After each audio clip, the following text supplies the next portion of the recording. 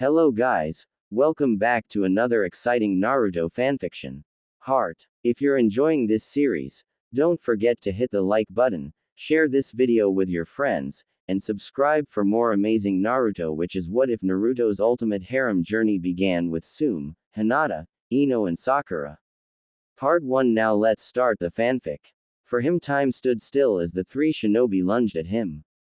They were slow, pathetically slow. How did the Tsuchikage think about making them Jonin?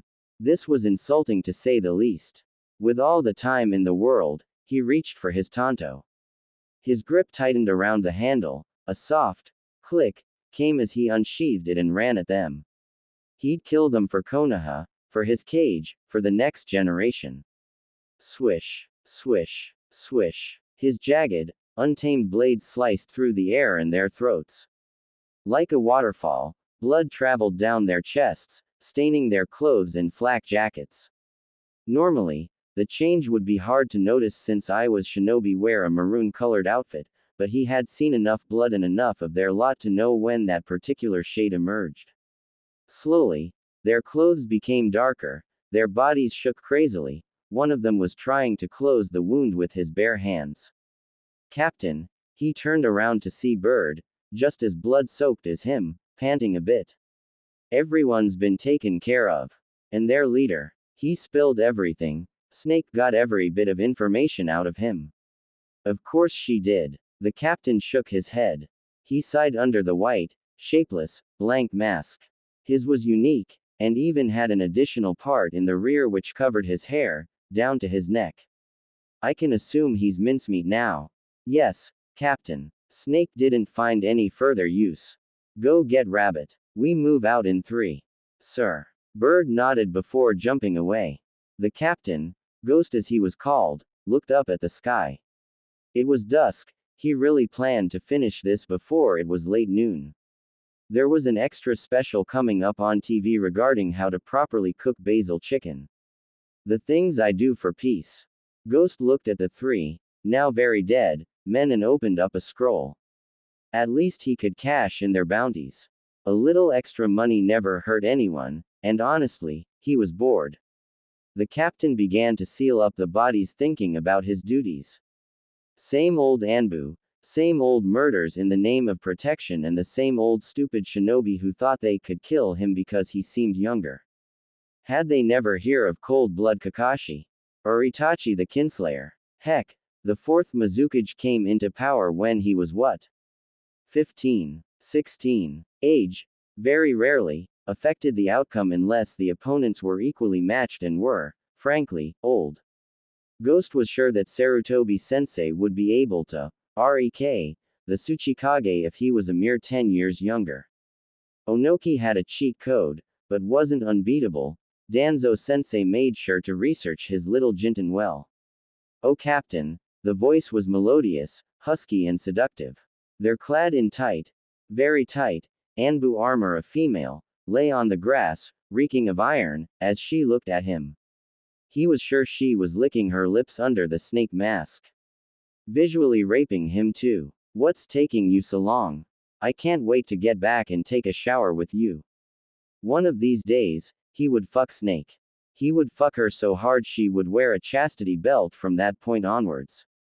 I'm done, he said, picking up the scroll, ignoring the clearly attractive female on the ground. There was a time and place for everything, and this was not one of them. Let's go. He ran with impressive speed and saw the other members of his squad, Bird and Rabbit, ready to head out with Snake just behind him. He didn't bother saying anything. They all followed suit, though he was sure that Snake would bother him later. I think I misheard you. Ghost stood, ramrod straight, trying not to let the words get the better of him. For a minute he thought he heard the esteemed Sandaime Hokage, the professor, the man who lived through 3 great wars, tell him that he was to be retired from Anbu. Surely the previous, attempted, jutsu where that Iwa dude tried to crush him with 2 boulders around his head caused him to hear stuff wrong. Yes, that was it. You are to be retired from Anbu. Apparently he wasn't deaf. Permission to speak freely, Hokage-sama. Ghost, S-ranked Anbu, A man heralded as one of the strongest in the village respectfully asked his leader. Of course, the wise and elderly man replied. It was just the two of them in the room. What the fuck have you been smoking, Dadbeo? In return, the Sandame laughed. At his anger, his rage, his lividness. Ghost's anger was no match for Sandame's casualness. The Anbu had very little to threaten the man with, unless he took desertion into account. Suddenly, shinobi going rogue from their respective villages made sense now. Senile old men and their senile ideas, they drove a man crazy to the point he would forsake love, patriotism and honor to be free of the madness. Then again, shinobi had no honor. He himself was a dirty, deceitful death dealer. Oh, Ghost, how I miss thee. The Sandame was speaking in the ancient Burn language too. Sometimes, Ghost honestly thought he was underpaid for this job. Hokage-sama, I don't see the point of you removing me from the Anbu. There is a good point, the Hokage said. Sarutobi's features hardened a bit, reminding Ghost who he served. Now, this was better. You'll be becoming a Jonin sensei. And you ruined it. Ghost sighed, shaking his head. Suspension of disbelief could only go so far. He was S-ranked for log's sake. Granted he was new in that pretty circle of killers, unlike a certain white snake, but still. Him, Ghost, one of the 3 strongest shinobi loyal to the leaf, was to become a Jonin sensei. Teach genin. He was hardly teaching material. Anbu trainees were different. Recruits knew they were going to live the shittiest lives and let the wet works become their main life. There was no need to mold them into understanding what a shinobi or kunoichi was. Not to mention the fact that the next batch of students the Sandame was talking about included people of his own age. Ghost was 95% sure it was the one he belonged to. Where he was treated unfairly, the stupid batch where the Sandame finally saw logic and decided to train him properly. Like a shinobi, like a true human weapon should be. Minus the mind control garbage Danzo had a raging boner for. After all, who in hell could control him? You're phasing out, aren't you? Say what now? Ghost intelligently replied. I'm sorry, I was just thinking about how important I am to the village, and how they can be put to better use without me teaching children. They're of your age. True, but I'm an edgy teen with issues, lots of issues. And a large body count behind me. You're right about that, and your recent psych evaluations seem to indicate that. Sarutobi picked up a random file, one Ghost hadn't paid any particular heed to. Ah yes, unmotivated, moderately depressed, and potential flight risk. Yes, very interesting the mind is. Now the Hokage was just trying to fuck with his mind. Him, leaving the village. Where would he go? Who made that report? Inoichi. The overly affectionate psychoanalysis mother. Ghost thought about the head of T&I with a slight scowl. 16 years, and the thought had crossed his mind, but he never ran. There was no point, especially after the whole truth about his life was revealed to him. There must be a reason why you're doing this. Indeed, Sasuke Uchiha is graduating.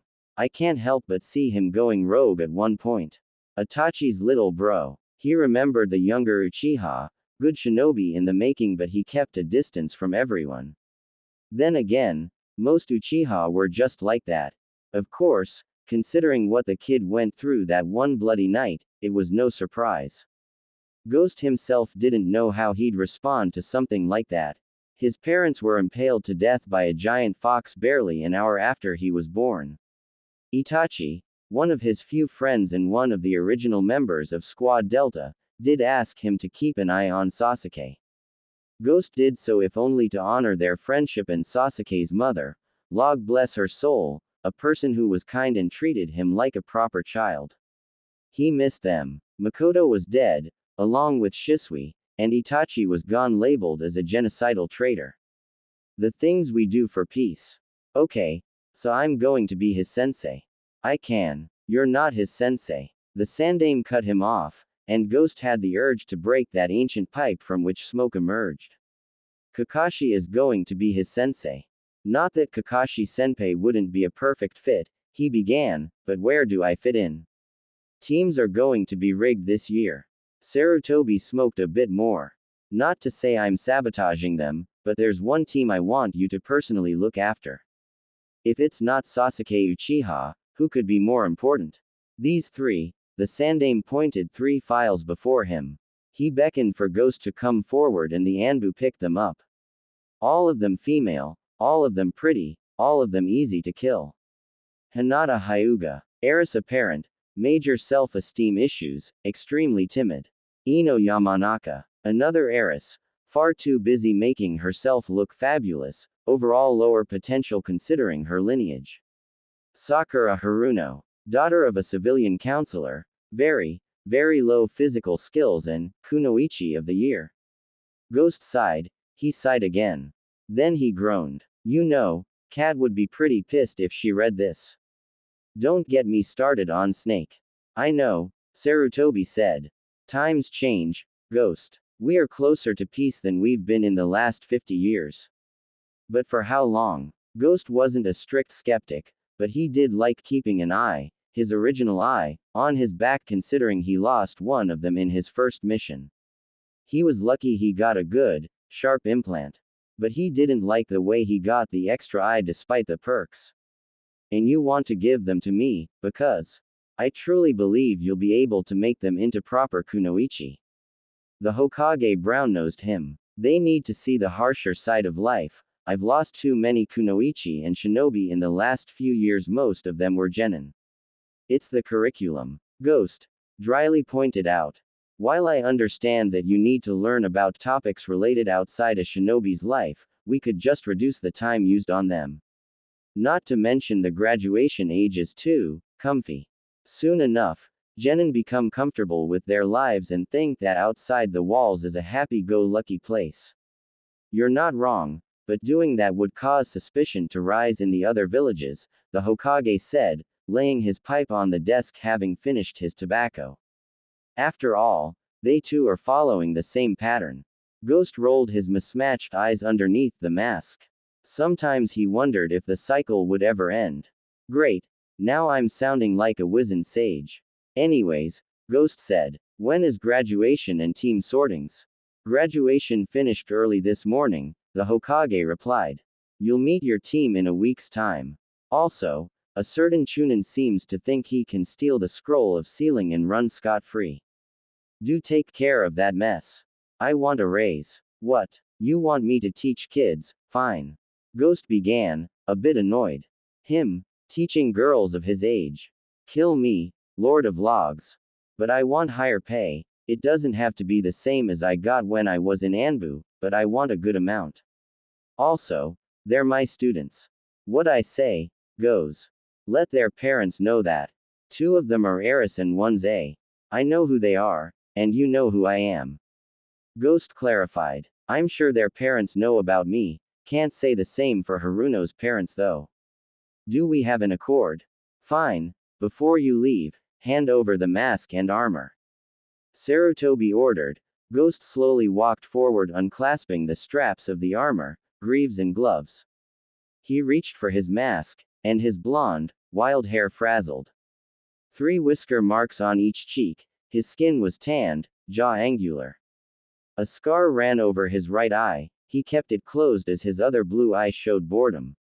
As soon as he reached for his tanto, Sarutobi spoke up. You can keep that, it was yours to begin with. The Hokage smiled, too widely. Welcome back, Naruto Namikaze. Uzumaki. Naruto corrected his leader. I've had that name since I was a child, and I'm not changing it, heroic dad or otherwise. Your mother would have been proud.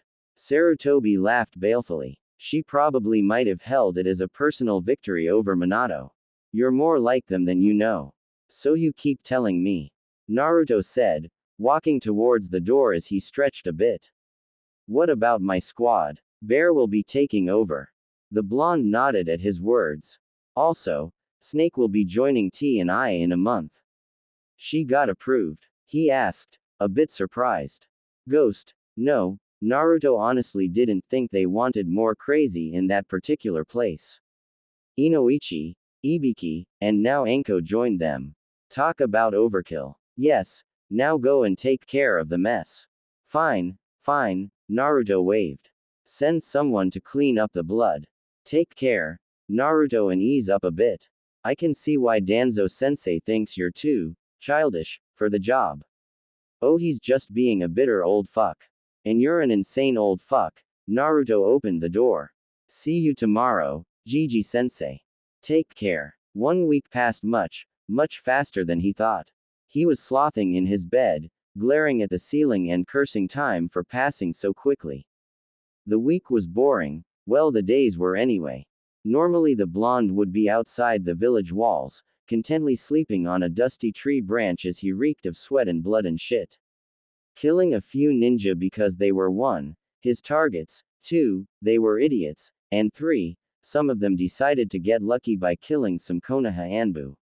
Surprisingly, a lot of people hated Konoha. It was strange because most of the time they didn't want to wage a war, unlike a certain village hidden in a lot of stones. Or those buffed up dudes with lightning speed and a brain with 1/9 the size of their frame always looking for new Kekkei Genkei. Hell, they weren't even racist against clans. Oh wait, fuck. Suddenly my mind smells like hypocrisy. Can't believe Danzo-sensei hates the Uchiha because his sugar daddy Tobirama did too. Is something wrong? Team placements are today, of course you already know that. Naruto said, his voice clear and not affected by sleepiness. I have to go pick them up. I see. Naruto heard the ruffling under the covers and realized she joined him in bed. Well, might as well cheer you up a bit. He looked at her wild, brown hair. Her olive skin was unblemished. Her were big and perky, full and plump. Her slitted eyes stared into his lone blue one. Her cheeks had red marks as her lips got closer and closer to his. Asterisk. Hungrily, he kissed her and she returned it with gusto. There was no point in wasting that morning boner of his. His tongue furiously wrestled with hers and both of them breathed heavily. Naruto pulled her frame closer, making her get on top of him. Her mounds rested against his chest. He could feel her nipples slowly hardening. The blonde growled a bit as his grip around her hips tightened and his hardened member rubbed against her very hot, very wet crevice. Breaking the kiss for some air, he sat up as the brunette's chest heaved up and down. Her milky glistened with sweat only made him more aroused, and he took her left nipple in his mouth, licking it, biting it, suckling it. Hearing her moan, his tongue circled around her areola. He bit it, tugged on it like a hungry child. I thought you had to go, she moaned out. He used his hand to cup her other, squeezing the delightful mound which fit in his hand. Pinching her nipple every now and then. He could feel her sharp nails digging into his back. It would heal. After a minute or two, he removed his mouth and squeezed both her, harder as her face became more flushed. I do, Naruto said, capturing her lips for a kiss again. But I believe you're more important. Brat MMPH, he assaulted her mouth his own again.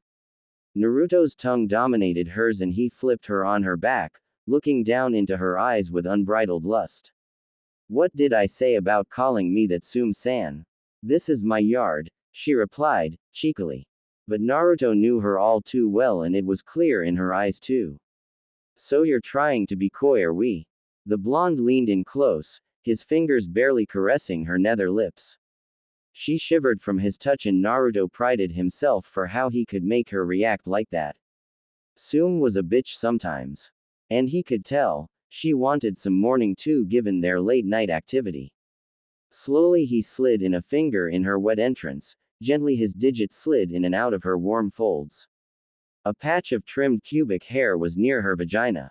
He added another finger, feeling the soft walls slowly begin to clench more, desperate to keep his fingers inside her.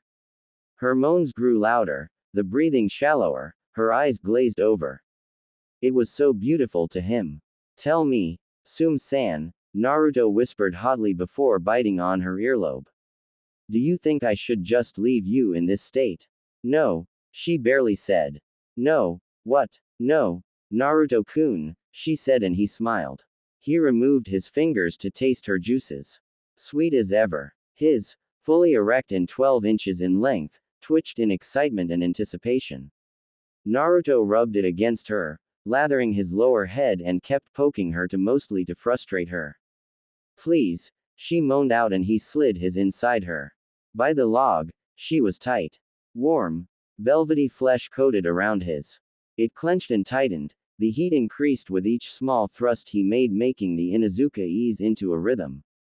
After a few more minutes, he slid out before ramming right back into her, his bulb hitting against her womb.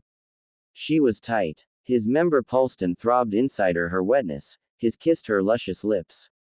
Then he increased his speed, he started fucking her inner walls faster. Naruto tightened his grip around Tsume-san's wide childbearing hips, each thrust made her fleshy mounds jiggle deliciously. Furiously, he fucked her faster, making her moan into his mouth. He could feel Tsume's clamping around his more and more, until finally sweet, sexy nectar gushed out of her nether lips, coating his pelvis and powerful thighs. He saw Tsume's eyes roll back a bit, her entire frame quivered at the orgasm. However, he was still not done. He picked up the pace more, his thrusting now more akin to a blur as the sound of flesh smacking echoed and they broke the kiss for breath.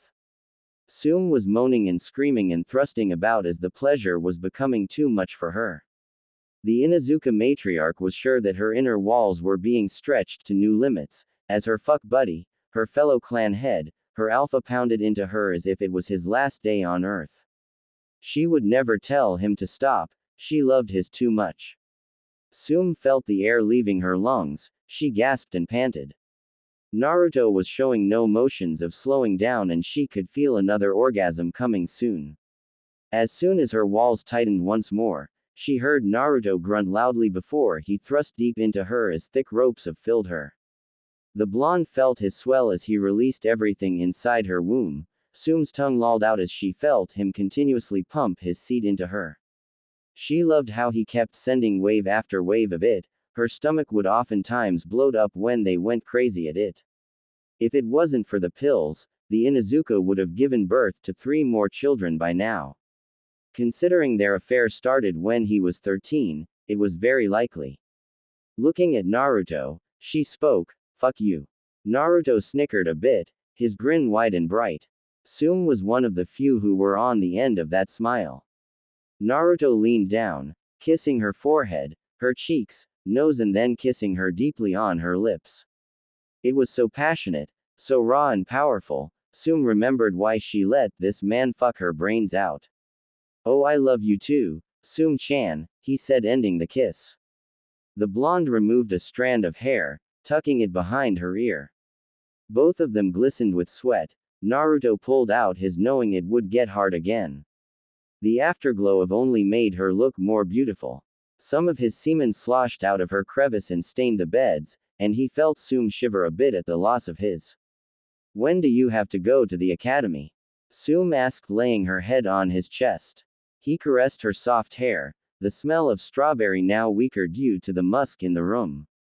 "I'm supposed to be there in an hour," Naruto said, thinking about his team. They weren't anything that special. He wasn't being rude or shooting down their skills, the blonde was fair to all.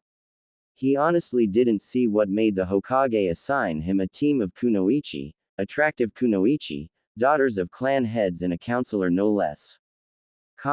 That motherfucker. Naruto sighed and saw Tsume looking up at him. "I should have known better." "What happened?" "Hokage. The old man, he's a sly snake." Naruto sat up, Tsume-san now on his lap. "Remember what I told you? The clan restoration." "Yes," Tsume-san said, and Naruto could feel the poison in that word. She then sighed before resting his head in his neck's crook. "I still don't like it. Why did the first Hokage even make such a stupid and misogynistic law?" "I don't know what was wrong with that fucker," the blonde replied. "God knows what he was smoking when he made up that law. It's stupid." Tsume-san expressed her opinion. "You do realize eventually the women might feel slighted due to the nature of it all." "Of course they do," Naruto said, a bit disgusted at how women were treated in that law. Father was planning to somehow abolish that law, but fate decided to wedgie us all that day. "I'm sorry." Oi, Naruto interjected. "You have nothing to be sorry about. besides at least I know who they are and what they were like. I'm glad I moved everything to the compound. If your mother was alive and knew what we were doing, Tsume thought about a certain redhead's rage and shuddered. Deciding to move away from that, she continued, so the compound was given to you after you agreed to the restoration plan. I said I'd consider it. Naruto clarified. Though getting the talk was traumatic. The old man nearly ruined for me. Danzo and Sarutobi had given him the talk when he was a wee lad of 11, fresh with blood on his hands. Log, that was awkward. Still better than the lengthy detail Kakashi gave him. The blonde felt dirty after hearing the copy ninja's explanation. People were dead wrong to think that Anbu were emotionless tools, they were fucked up in their own twisted ways. Well, I'm glad he didn't. Tsume-san said. That dominant, sexy personality worked too. Speaking of sexy, you know, Naruto huskily said, biting her neck a bit. I don't feel like going right now. Is that so? Tsume said, her hand resting on his semi-erect, stroking it with her smooth hands. Are you turning into Kakashi? Well, he was my teacher. Naruto remembered the masked man, more akin to an older brother than a sensei. He's the reason why I progressed so quickly. I still think he's trying to groom me for Hokage. It wouldn't be that bad, Tsume pointed out, increasing the pace. The veiny pulsed with warmth, and then she felt Naruto fingering her, teasing her. You'd make a good cage. I'm not ready, and besides, I'll cross that bridge when I'll get there, Naruto said. And that sort of attitude is the reason why I chose to let you in my bed, Blondie. Allow me to thank you for that little insult, Naruto said, pulling her face towards and kissing her. It would be some time before he left. Tsume would not be walking straight that day, at all. Sakura, Haruno and Ino Yamanaka couldn't believe what they heard. They were on a team, together. The pinkett glared at the blonde and vice versa. Both of them grit their teeth, and a fight would have broken out had Iruka not silenced them. Then, they waited for the third member of their team to be revealed. Each of them prayed, with fingers crossed, that it would be their beloved Sasuke-kun. Hearts shattered, tears fell, and depression ensued after the final teammate was revealed to be shy, bulky clothes wearing Hinata. Now they didn't dislike her. Far from it, nearly everyone in the batch had a soft spot for the Hyuga heiress. But the confidence issues, reluctance to fight a lengthy match, and overall, occasional stuttering didn't help. Hyuga were not timid and shy and weak. The rumors about her being removed as heiress suddenly started making more sense now. The real blow came, however, when they learned that their precious Sasuke-kun was on a team with Sai, another pretty shinobi in their batch, one Ino had a certain attraction towards, and the runt of the litter, Kiba Inuzuka. While Sakura and Ino were glad they didn't end up on a team with Kiba, they were down about not being with Sasuke. The Uchiha was more than just a pretty face, he was cute, sophisticated, and had gone through so much tragedy. Yet he persevered. It evoked such a strong admiration from the girls of their CL. They couldn't help but crush on him, Sakura and Ino, more than the others. Losing the chance to be with him on the same team suddenly flattened their chances more. The absence of their beloved was so grueling they didn't even bother to notice their sensei's name. Hinata, on the other hand, was confused and excited. Naruto Uzumaki. She could never forget that name.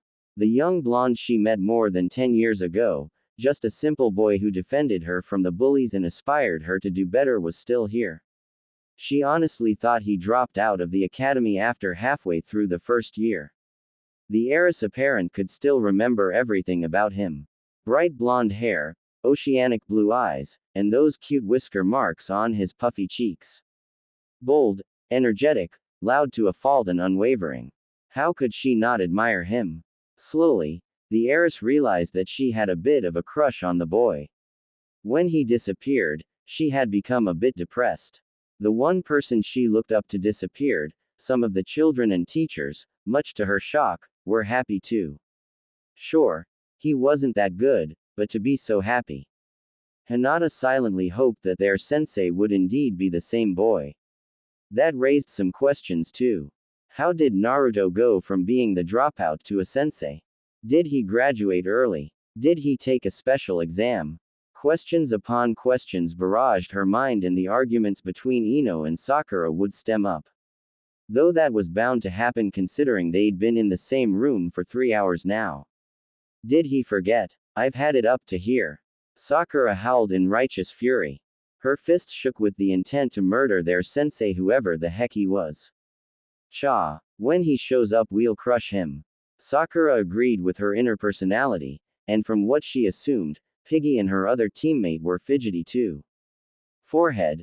Believe me when I tell you that every fiber of my being hates to agree with you, Ino, the gorgeous blonde of their batch said with a vicious look on her face. But if you want to kill him, I want in. The Yamanaka heiress herself was pissed. Not only did she not end up in a team with Sasuke-kun or Sai, second Sasuke as she liked to call him, but it had to be with Forehead of all people. Fate hated her. The most withdrawn teammate spoke up, earning their glances. Maybe our sensei is late because of a mission. Jonin don't have much of an easy life. Let's say he has a mission, Ino started. Despite that, Jonin sensei are notified of it at least a week before placements. My daddy told me so. Even Sasuke-kun's lazy sensei showed up, and he was 2 hours late. Sakura hated that other sensei too. He looked so calm after making Sasuke-kun wait that long. God, I think they might be related. I hope not. That man with the mask was creepy. Ino added her 2 cents. She didn't note that had her biased opinion towards Sasuke not been involved, she would have probably called the Jonin hot. When our sensei gets here, I'm gonna.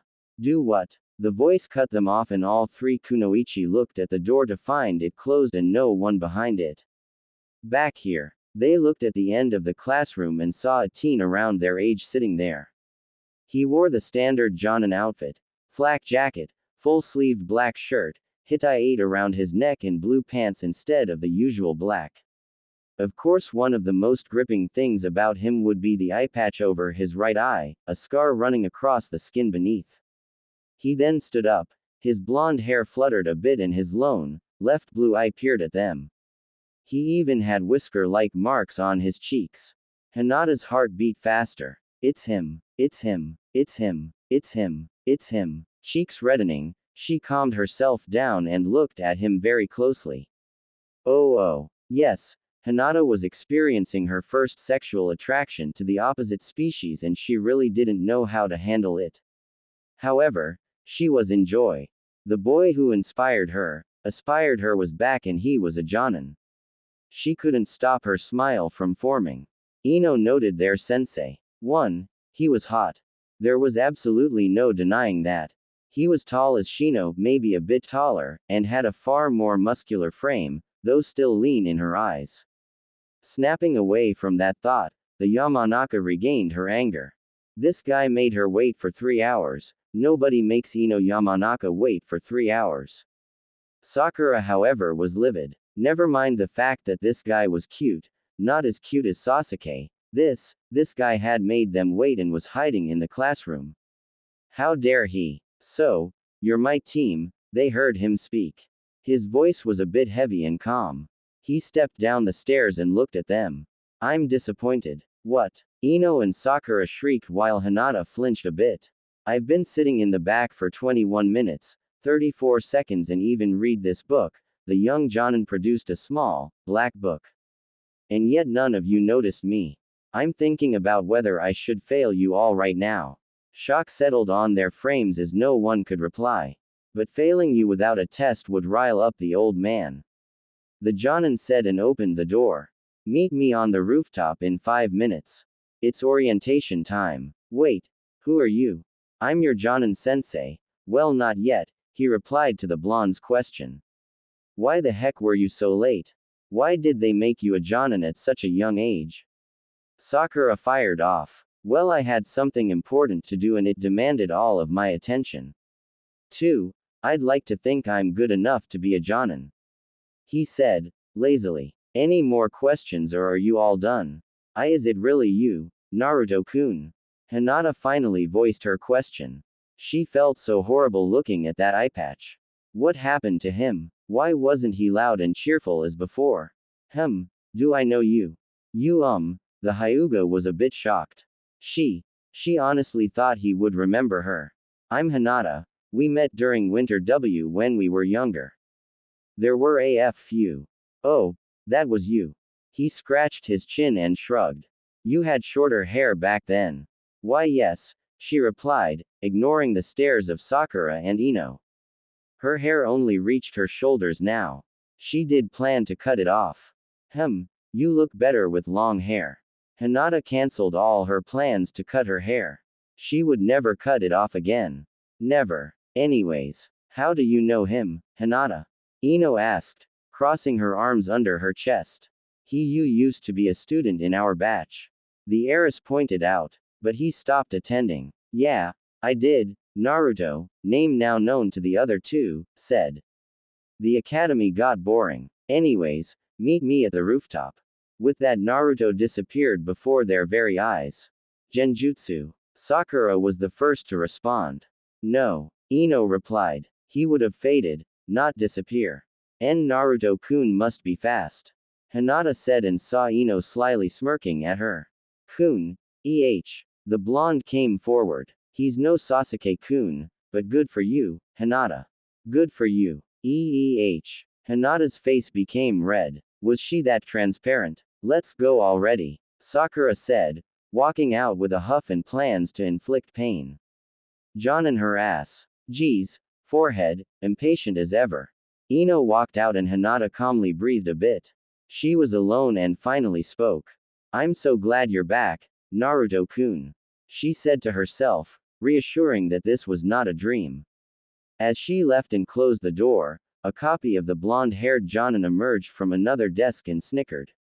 Oh boss, you are in for a trip. The clone said before turning into smoke. A loud smack could be heard all across Konoha. He groaned, slurped some instant ramen and groaned, again.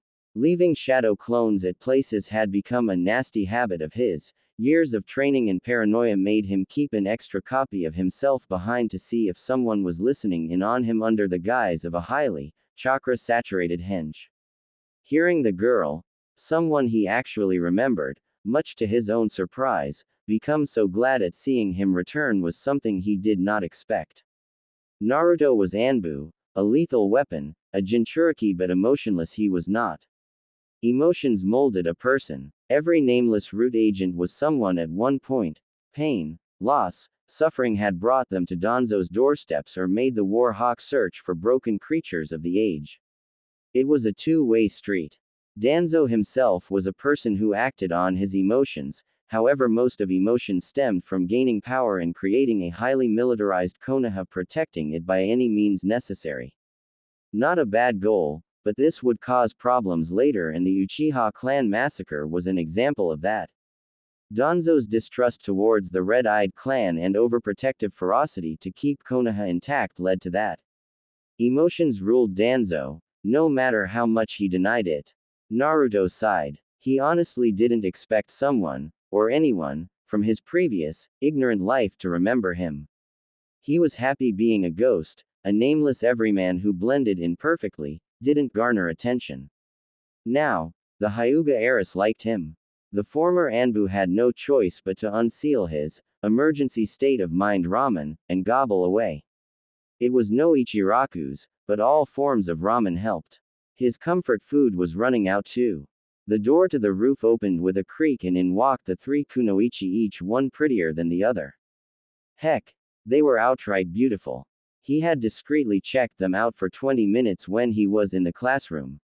He may not have been a super lecher like Jiraiya, but he appreciated the female body. It's what separated the perverts from the connoisseurs. Sakura with her long, pink hair and emerald eyes. Granted, she was lacking in the chest department compared to the others, but her made up for it. Ino, the gorgeous blonde with her turquoise eyes and toned figure, if the exposed midriff was anything to go by, looked drop-dead sexy. Finally, the lavender-eyed Hinata, who, he knew for a fact had the most well-developed figure among them. Hyuga women were naturally busty and curvy. it was almost unfair to everyone else. Despite all their bodacious curves, exotic features and gorgeous faces, he would not be a pushover. If he was going to be a Jonin sensei, the blonde was going to be one that was unbiased and fair to them all. Naruto did take his duties a bit seriously, it wasn't his fault most missions were easy. Well, they have to pee. Might test first. He thought, finishing the last of the noodles. Before he could start, one of his possible future genin spoke. Are you really our Jonin sensei? Sakura asked skeptically. She'd been eyeing him for a full minute, as he disgustingly devoured ramen from a seemingly bottomless cup. Something just didn't make sense to the pinkett, the most prominent being his age. Early graduations were forbidden since her poor Sasuke-kun's clan's extinction. Yesh, Naruto replied, mouth full of food as Ino and Sakura repulsed at his action. He had a lot of work to do. Hinata on the other hand merely poked her fingers. Cute. What did you call us up here for? Ino spoke, still a bit angry how this entire day was going. And this guy had the gall to casually eat ramen like that in front of them. While she was on a diet. Orientation, Naruto explained and received blank looks from all three. Strange. Well, what are you waiting for? What do you mean? Sakura asked, her two teammates nodding at her question. Introduce yourselves. Naruto said. They were still staring at him awaiting further instructions. Reasons like this made him hate the academy. Too much hand-holding and not even the lewd version of it. You know, likes, dislikes, hobbies. Your dreams for the future, and other things I might need to know. You Hinata began, focusing on her crush, her only crush ever. Maybe if you could show us a way to say it, sensei. Naruto internally sighed. The girl's genuine emotion was getting to him, this was a bad thing. He was a wall, he had no weaknesses save when people close to him were concerned. The man formerly known as Ghost wasn't so heartless as to discard her emotions as worthless. Plus, she had that cute girl next door vibe. Not to mention she was one of the few who appeared a bit damn courteous when he was a kid. Nothing to go crazy over, but he wouldn't just forget that small bit of kindness. My name is Naruto Uzumaki, he started, rubbing his chin in thought. I like ramen and experimental fuinjutsu. I'm not particularly fond of people trying to stab me and a few unmentionable others. As for my hobbies, well, I don't have many. Dreams, huh? The three kunoichi waited for his final words. So far they learned very little. Sakura wasn't that impressed, Ino was mildly interested and Hinata's curiosity was piquing. I never really thought about it, Naruto hummed for a second. Then he smiled, viciously. The three kunoichi felt a sudden weight being thrust upon them, the wind shrieked, their throats dried and a sense of hopelessness stemmed in them. He chuckled. The sound was disturbing to their ears. But, I will do one little thing. I'll achieve it by any means necessary. Naruto realized his killing intent was a bit too much for them and slowly lifted it before they calmed down, though their palms were sweaty, knees weak and shoulders heavy. I feel like I heard that somewhere before. Well, he said, trying to sound a bit too cheerful. It failed. They were still looking at him, awkwardly and fearfully. Now that you know how to do it, introduce yourselves. They still weren't speaking up and Naruto had half a mind to fail them. If they were this shook by simple killing intent, not even a full blast from him, then they would be liabilities. He didn't need stick figures and baby dolls in his team as much as he liked the latter. I'm running out of time, Naruto snapped his fingers. If you don't talk, I'm demoting you all. You can't do that. Ino spoke up loudly, much to his relief. I can. Want to watch me? Naruto said, goading her, making her temper flare so the others would speak up. I'll go first, Hinata started. As soon as the blue focused on her, pale cheeks became pink. My name is Hinata Hyuga. I like my younger sister, father, and, she shot her sensei a small glance, I dislike a few things about my clan. My hobby is pressing flowers, and my dream is, she breathed in a bit, mustering courage. My dream is to unite the Hyuga, all of them. While both Ino and Sakura shot her a raised eyebrow and a confused look, Naruto's eye widened for a moment. Well, he began, smiling a bit. That's an admirable dream. Thank you. She blushed red to her hair, stammering at how cute, hot he looked when smiling. Hinata, what is he talking about? Sakura asked. She was honestly confused by the hidden message their sensei got. She was no gossip queen, unlike a certain piggy, but this was something piquing her curiosity. Something she'll tell you about later. Naruto cut in and looked at the kunoichi of the year. Her form, along with Yamanaka, was a bit too slender both by his personal preference and active kunoichi status. Muscle was important, they didn't need to be walking buffed up butches but strength was necessary. Why don't you go next, Pinky? You seem loquacious. Sakura's jaded eyes hardened and Ino's snort only made it worse. Calming her temper down and remembering her goal, Sakura began. My name is Sakura Haruno and my likes are, she smiled. Well, the person I like is, she giggled. My hobbies are, she blushed. My dreams are, she squealed. Naruto, for his part, tried to comprehend as to just what the fuck was going on. Dare I ask? So, he drawled out the word, your dislikes.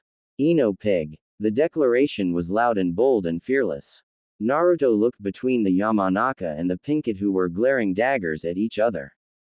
I don't get paid enough for this shit. All of a sudden, walking into Kiri's civil war feels like a better option.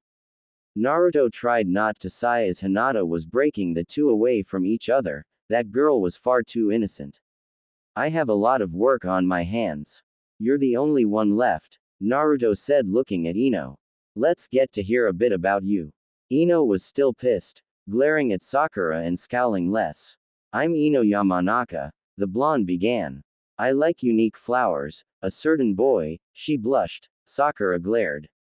And, shopping too, which also happens to be my favorite hobby.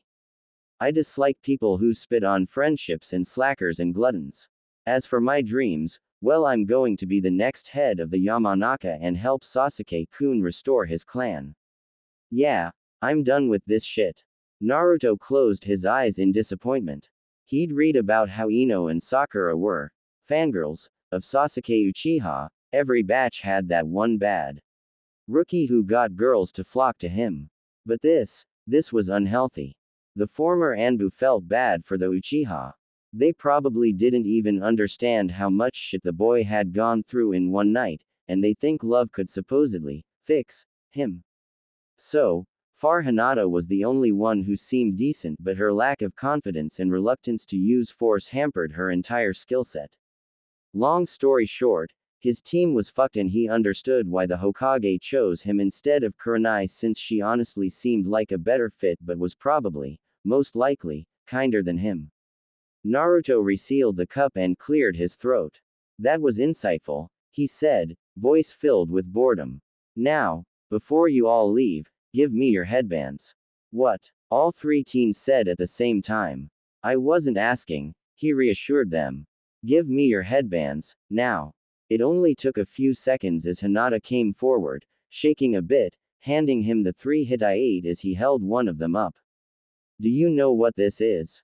What this means? What this represents? Duh, Ino said confidently. It means we're shinobi, or kunoichi in this case. True. But you're not kunoichi right now, well, not until you pee.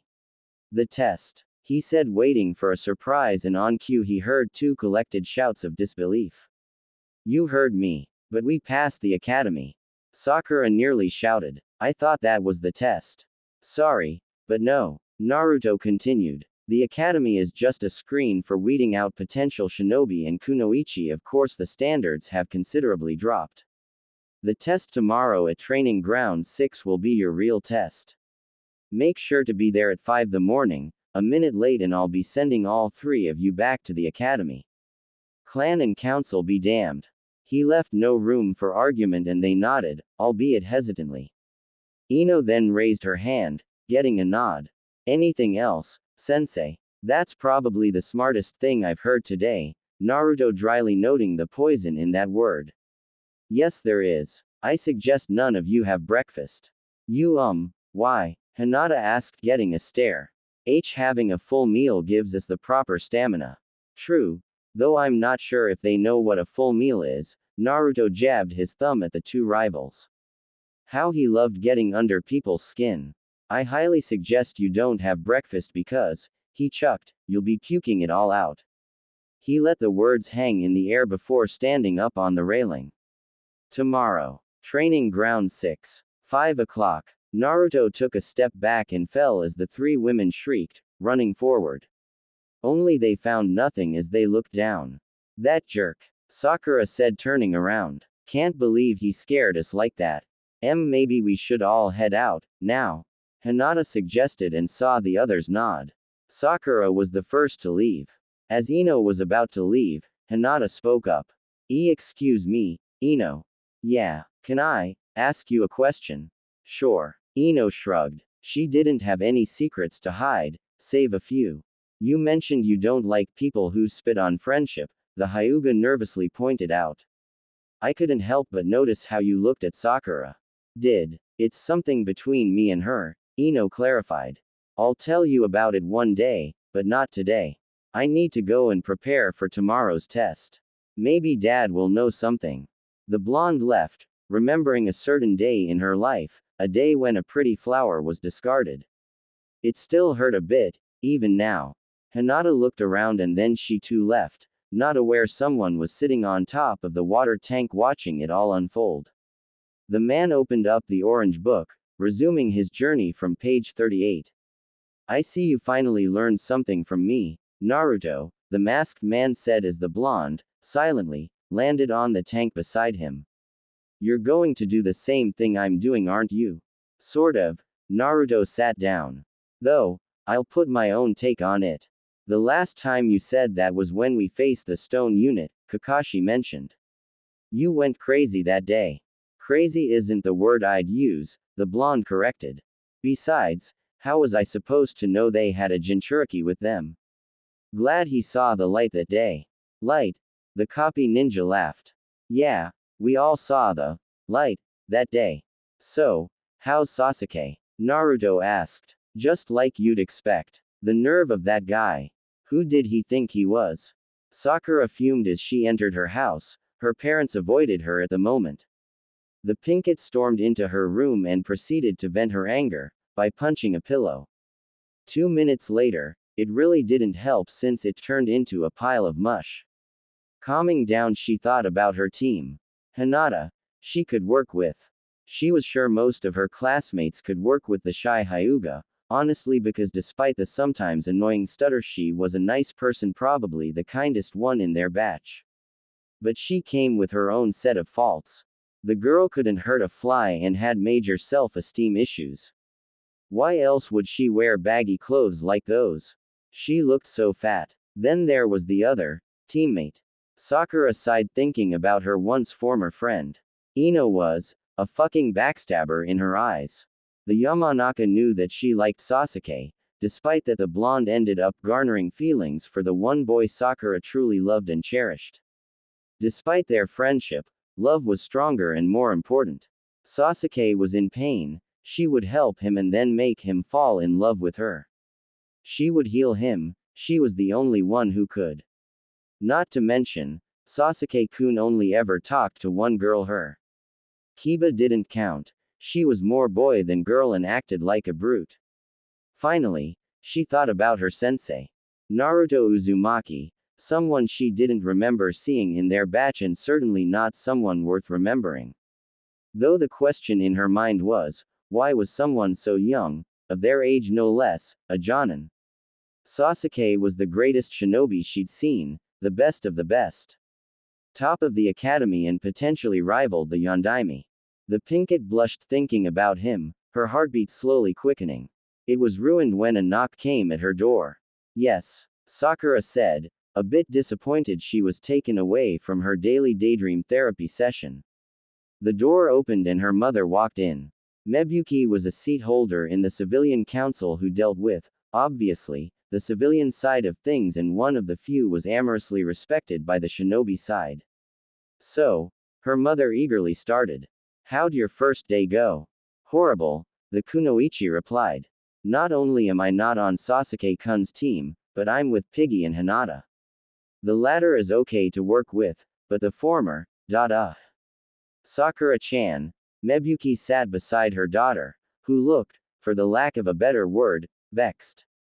The complicated situation between Ino and her daughter was their thing, she was no one to interfere in that. But being this upset because she wasn't on the same team as Sasuke. You need to understand something, dear daughter of mine. Sometimes, things will never go the way we expect them to. Your father is a living example of that. Sakura cringed a bit. Her father, Kazashi, an eccentric and quirky man, was a chunin. He was also active during the Third Great Ninja War and part of the platoon that was saved by the Yondaime, appearing to defeat 1,000 Iowa shinobi by himself. However, Kazashi had maintained other injuries that day.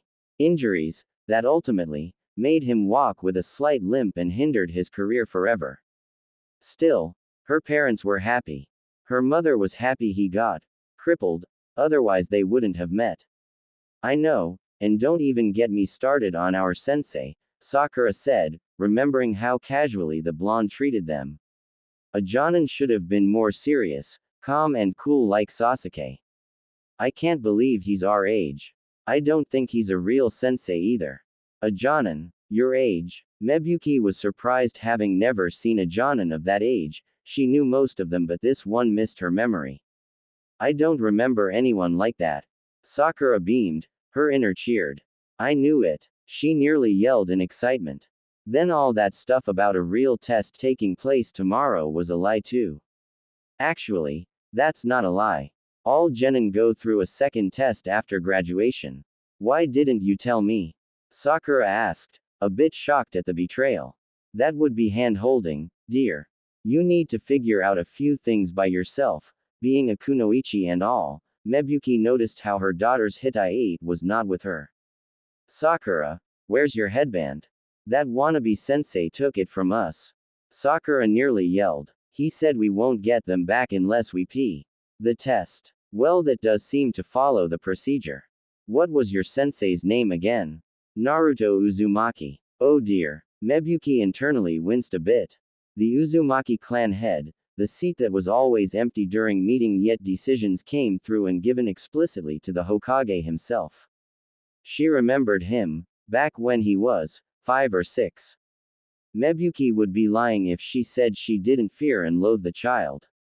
He did house the greatest calamity she saw in her life. Hate. She didn't know. The Haruno didn't think she hated him, and he was the only one who had the name Uzumaki as far as she knew. I see, Mebuki said. Well, Sakura, do you plan to train? I do, but not now. Mebuki sighed and nodded. Her daughter could be pretty stubborn. Well, good luck then. Hey, Mom, Sakura said, a bit of doubt seeping into her. If I fail tomorrow, you wouldn't be. I'd be a bit sad, yes.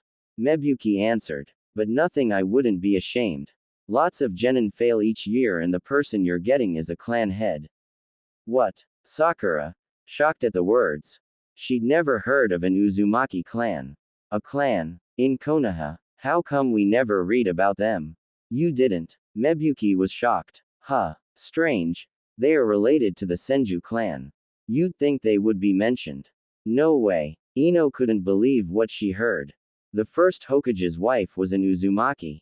Yes, Ino, hand me the lilies, her mother, Kasumi, said. Her mother was gorgeous in her eyes. Her long brown hair was tied in a loose bun, a full-sleeved shirt and necklace over her collar, and long skirt did little to hide the fact her mother's body was full and curvy. One day, Ino would rival that, in her mind. Here, the young Yamanaka did so, and her mother placed them in a narrow jar. The fragrance of different flowers was always present in the Yamanaka flower shop, along with several different poisons locked away. Couldn't let something like that loose. She started back on her point of interest. Wait, so the Uzumaki were a clan and they were wiped out? Yes, nearly all of them, Kasumi continued, now attending to her small zen tree. Although, I think I remember seeing one. In Uzumaki. Yes, Ino aptly paid attention as her mother finished her work, flawlessly. She was very beautiful and had amazing red hair.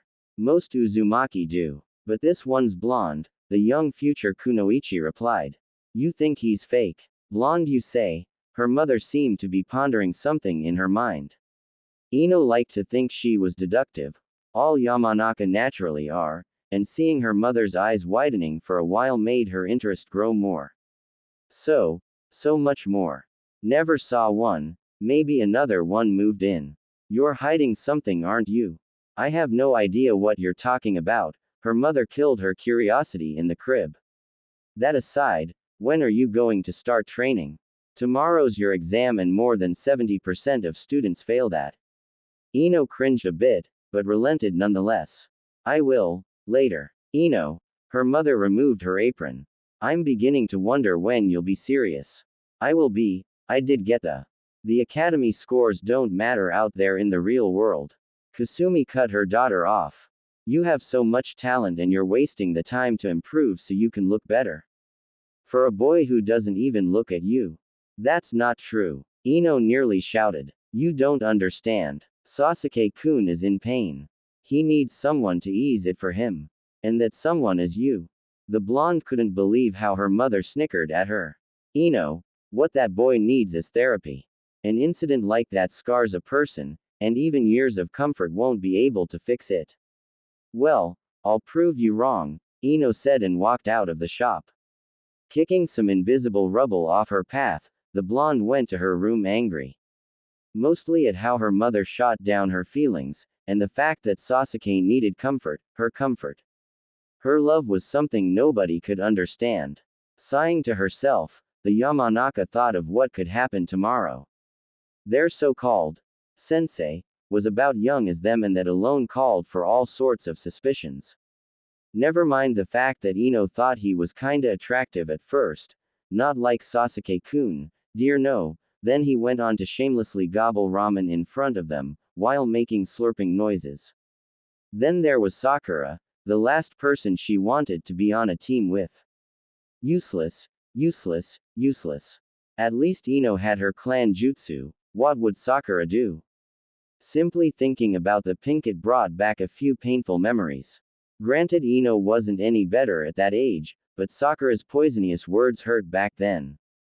Haruno was the one who broke it off first, and Ino wanted no part of such a worthless friendship.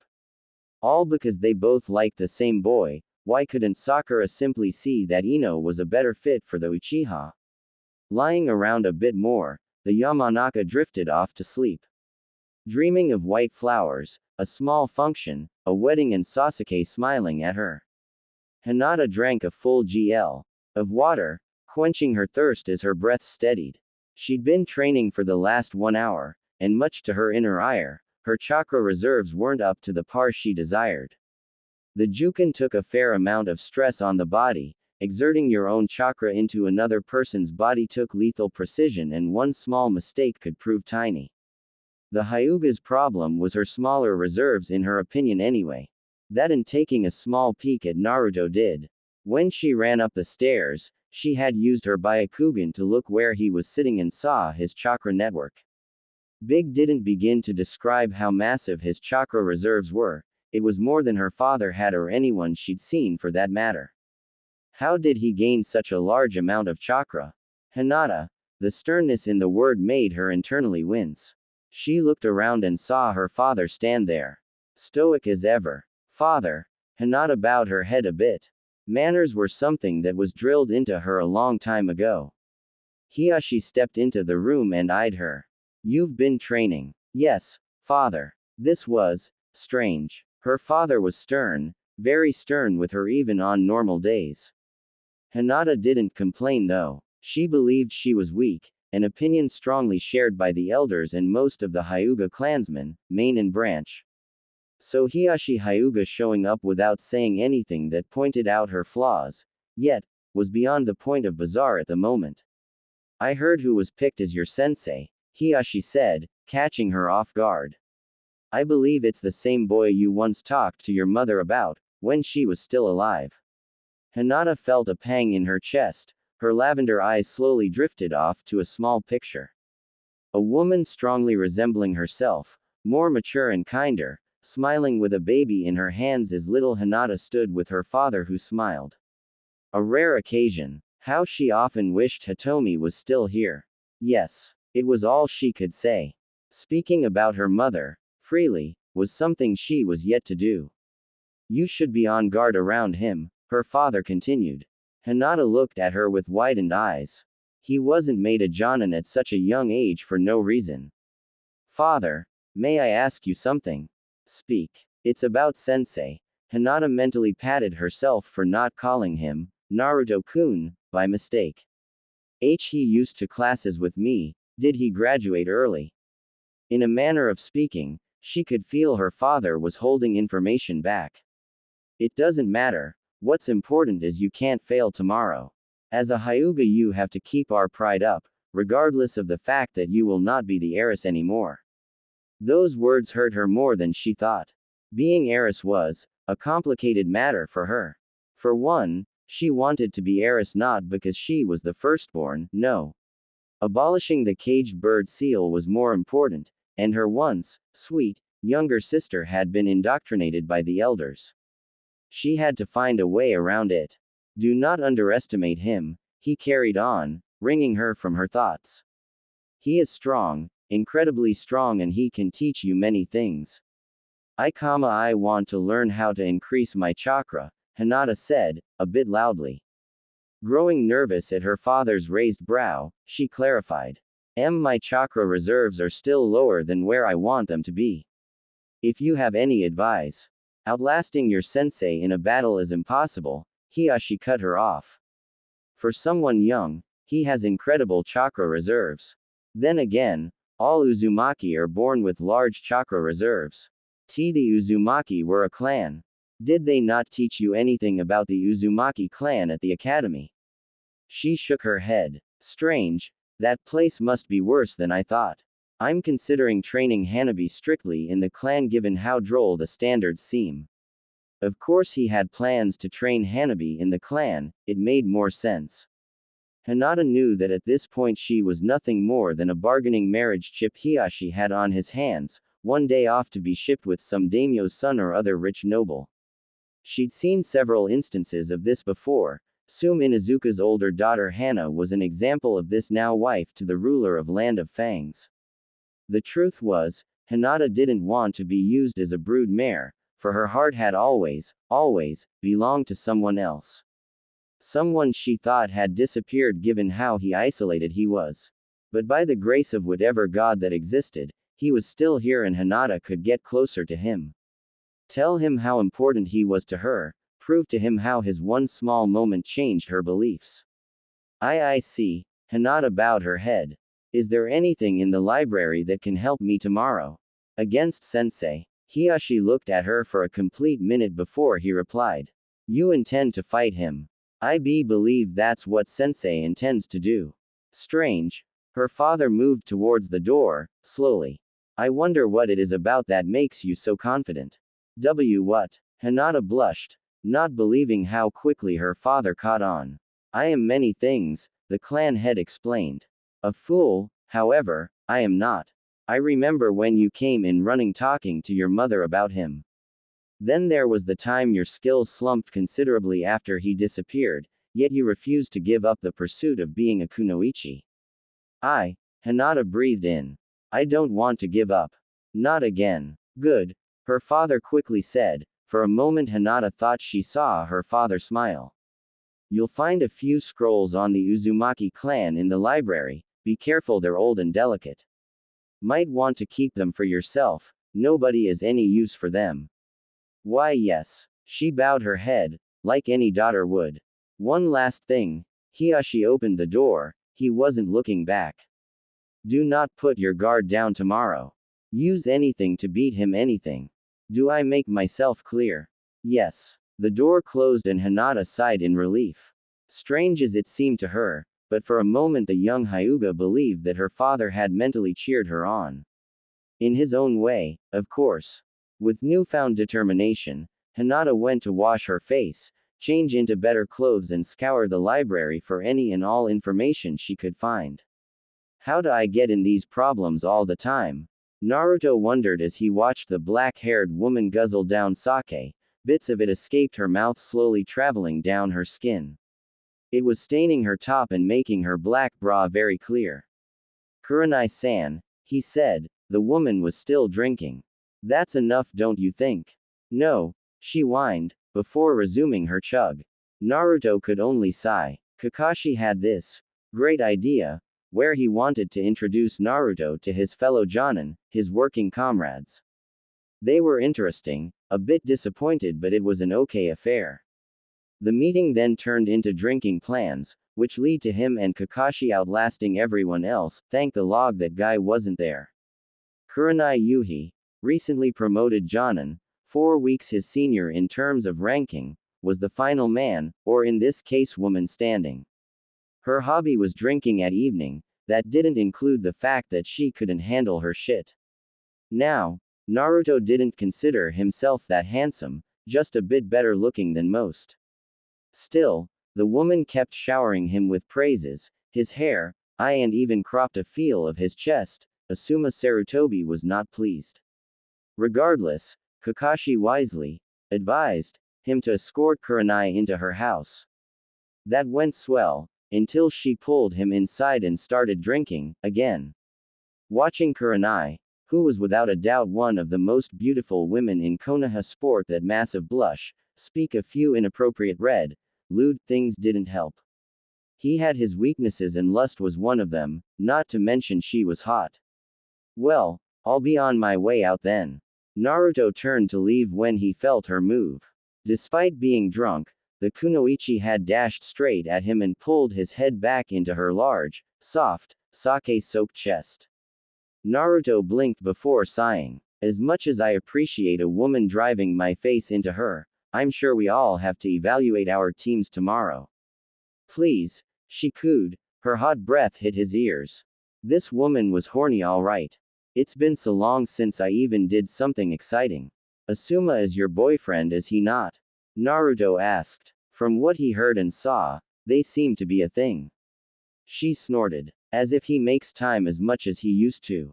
Kurenai then let him go, her hand reaching for her shirt as she took it off, along with her bra too for some reason. Maybe it was a 2-in-1 deal. Well, they were magnificent to look at. Round and ruddy, milky and plump, her heaved as she breathed. Pink nipples hardening, slowly calling him to feast on them. His growing boner was agreeing. I did plan to mess with them. He thought for a second, contemplating whether this was a good way to spend his time. Then Kurenai's pants came off and her thighs, her glorious, rich thighs were exposed. She wasn't wearing panties either. Well, she seems to be coherent enough. Asterisk. Naruto walked closer before he grabbed Kurenai by the back of her head. She tried to gasp but he kissed her. Didn't take long for her to open her mouth as their tongues massaged each other's, slowly fighting for dominance as Naruto began to take off his jacket and shirt. Her hands adored his toned abs, before unbuckling his pants. Kurenai felt handling something, big and throbbing and warm. She looked down to see a fully erect, the largest she'd seen. Oh my god. How old is he? 16, Naruto said after breaking the kiss. I didn't read your mind, it's the first thing most women ask me after they see it the first time. Naruto caressed her wet, hot entrance, putting a finger inside as it rubbed along her inner walls. You were really thirsty tonight, weren't you? You have no idea. Kurenai leaned forward, kissing the young man who was at least 10 years her junior. His hands, however, seemed wizened as he inserted 2 more fingers, spreading them as he explored her. He was doing good so far, and the genjutsu user rubbed his long member faster as her own walls started to slowly become tighter. Say, Naruto pulled her closer, squeezing her. They were very, very, very good. Grade A, easily on par with Tsume and Anko that one time when he lost a bet and had to give her a massage as compensation. Of course, she insisted on it. When will you meet your team tomorrow?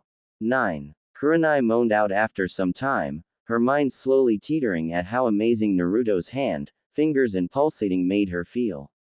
Well, glad to see something in our routines match. Naruto said before picking up Kurenai, his hands cupping her round cheeks as he kept kissing her, his tongue exploring every corner in her mouth and tasted sake. He made it over to her table, and set her down there. Wait, I just cleaned today, Kurenai said as Naruto waggled his finger in front of her before biting on her neck, she mewed. He nibbled more, leaving a red mark as he continued to finger her. Asuma will see that. Is that why you got warmer? He asked cheekily. She blushed as he continued to rub the velvety flesh inside. Ah, I see. So this is that NTR thing I read about. Don't say such things. As the words left her mouth, she felt his fingers sliding out of her. Kurenai's crimson eyes saw him raise a brow, smirk and slowly descend to her vagina. Naruto looked like he was inspecting it and put on a hand on his chin.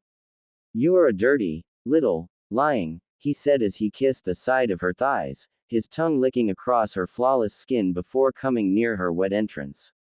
The blonde licked around Kurenai's cunt, circling it and laying small kisses on it to tease her more. Say, will you scream if I eat you out? Just what I wanted to hear, Naruto said before his face dove into her snatch, his nose took in the sweet smell, his tongue sticking deep into her holiest of holies. His tongue licked thoroughly with gusto, as the heat inside increased with each second. Kurenai shivered and shook and shuddered as she could feel her orgasm building up as she moaned his name repeatedly. The blonde had been at it for a steady 15 minutes now, and each time she came close, he stopped. The crimson-eyed woman pleaded him to end it, make her feel that rush of ethereal pleasure as the denial continued to torment her. Naruto would go back to her thighs, or pinching her nipples. It was frustrating and Kurenai wanted to come already. Slowly, she felt Naruto raise her up to her feet, then turning her around as his coarse hands made her bend over the table. The kunoichi felt the soft yet firm butt of his member poking against her entrance. Say it, Naruto commanded, as he firmly grasped her wide, full hips. Kurenai did not want to say anything, given how he constantly denied her request. Growing tired, Naruto raised his hand to spank her left cheek, she mewed under the slap. He did it again and again, over and over until her milky shone with a bright red color until finally she begged for it. Please fuck me. It was barely a whisper, but it was all he needed to hear. He pulled his hips back before spearing his entire, 12 inches deep into Kurenai, whose walls tightened and coiled around his, trying to milk out his semen. Kurenai moaned lewdly, muttering coherently as she experienced the best orgasm of her life. Her crimson eyes dulled with pleasure as she began to feel the long, thick, veiny fleshy rod move back and forth inside her.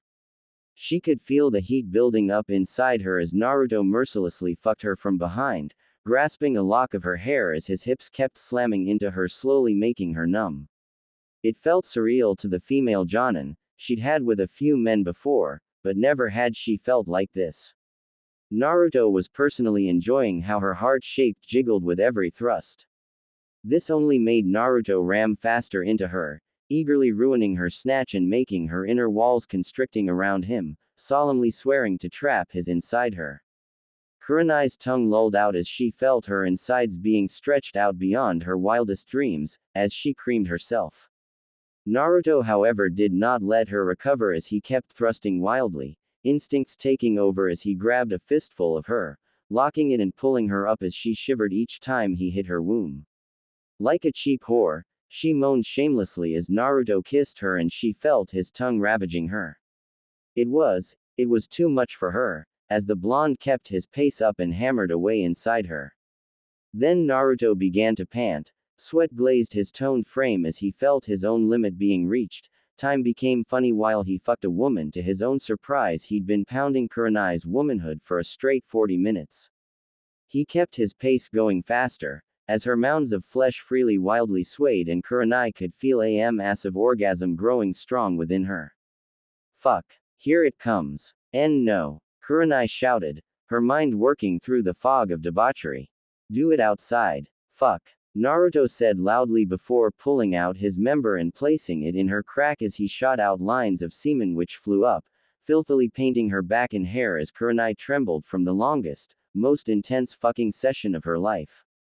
The kunoichi hunched over. Naruto held her up in place as he kept marking her with his thick, musky, smelly jizz. The Jonin was still under the daze of pleasure as she felt Naruto pick her up in a bridal carry, pressing her face close against his chest. She felt the semen slowly crawl down in between her crack. It was warm and smelly and viscous. Kurenai wondered what it tasted like, her mind focused just on the man, who resembled the Yondaime, who had all but made her feel like a shameless woman, a woman who cheated on her boyfriend.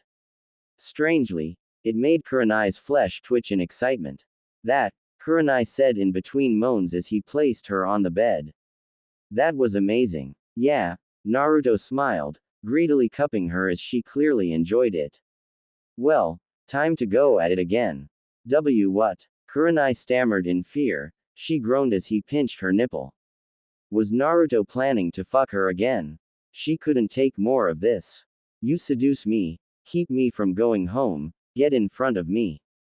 Naruto climbed on top of her as she felt his member slowly harden again, rubbing along her fleshy thighs. Now you expect me to just stop?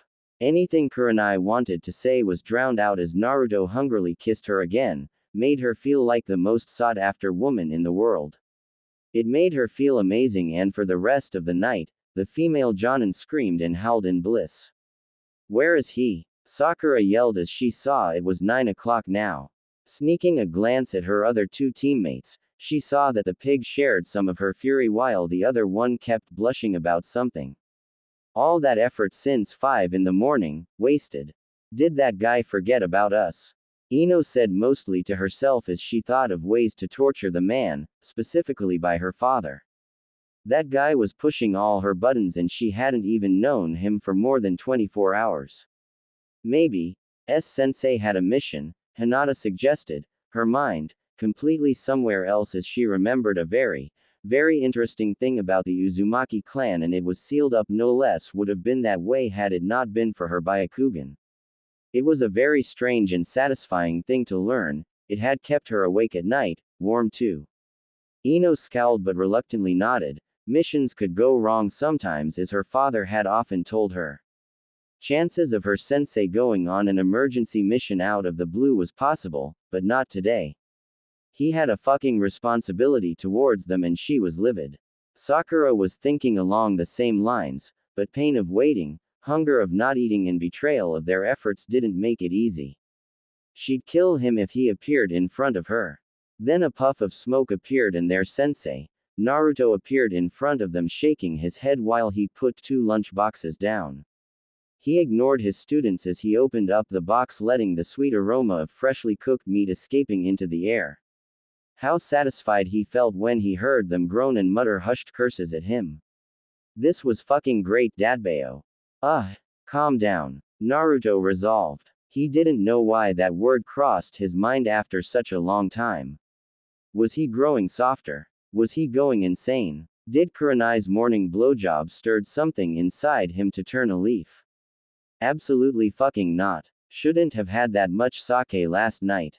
You're late. 2 voices screamed the statement as he looked at them, waving. So all of you are here, Naruto said, again ignoring how they were behaving as he focused on the task at hand. He picked out a clock and set an alarm for noon, not a minute later. Well, at least none of you will be failing immediately. Sensei. Ino said the word, it was poison on her tongue. You kept us waiting for 4 hours. Where the heck were you? Oh, you see, Kurenai-san, another Jonin, needed help in. Naruto remembered today morning when he found Kurenai smelling his before kissing it and taking it all in her throat. Placing a few things here and there. Moving on, it's time for your test. Naruto slowly pulled out 2 silver bells with strings on them. Almost immediately 2 of the 3 Genin's eyes lit up with realization while Sakura pondered a bit. Her mind focused on the bells and their purpose. Ino and Hinata had realized the test, There never had been a squad without 3 members, and their parents always talked about the camaraderie between Leaf Shinobi as if they were tightly knitted family. Their sensei lifted them high. These are 2 bells, he explained. Your aim is to take them from me. Anyone who fails to do so will be immediately sent back. There's never been a 2-man squad. Sakura pointed and realized that maybe, just maybe, their sensei was tricking into thinking that. He did seem like a jerk. Naruto smiled a bit at her and Sakura stared. The blue in his eye twinkled with a bit of mischief as she felt her cheeks redden a bit at his undivided attention. Maybe their sensei was a bit cute. He was still no Sasuke-kun. You two seem to have the same idea, Naruto said as he found the other 2 saying the same thing. Congratulations, you passed the test that emphasizes the importance of teammates. One cell cannot fully function without the help of all its members. It is what our predecessors, your parents themselves, have done. They all beamed up at his words as he smiled, holding the bells and then balled them into a fist. A horrible crushing noise reached their ears as the blonde ruthlessly crushed the bells in his hand before dropping them. The symbolized object of the aim most Jonin sensei aimed to teach was nothing more than like crushed tinfoil, lying on the grassy ground like a discarded toy.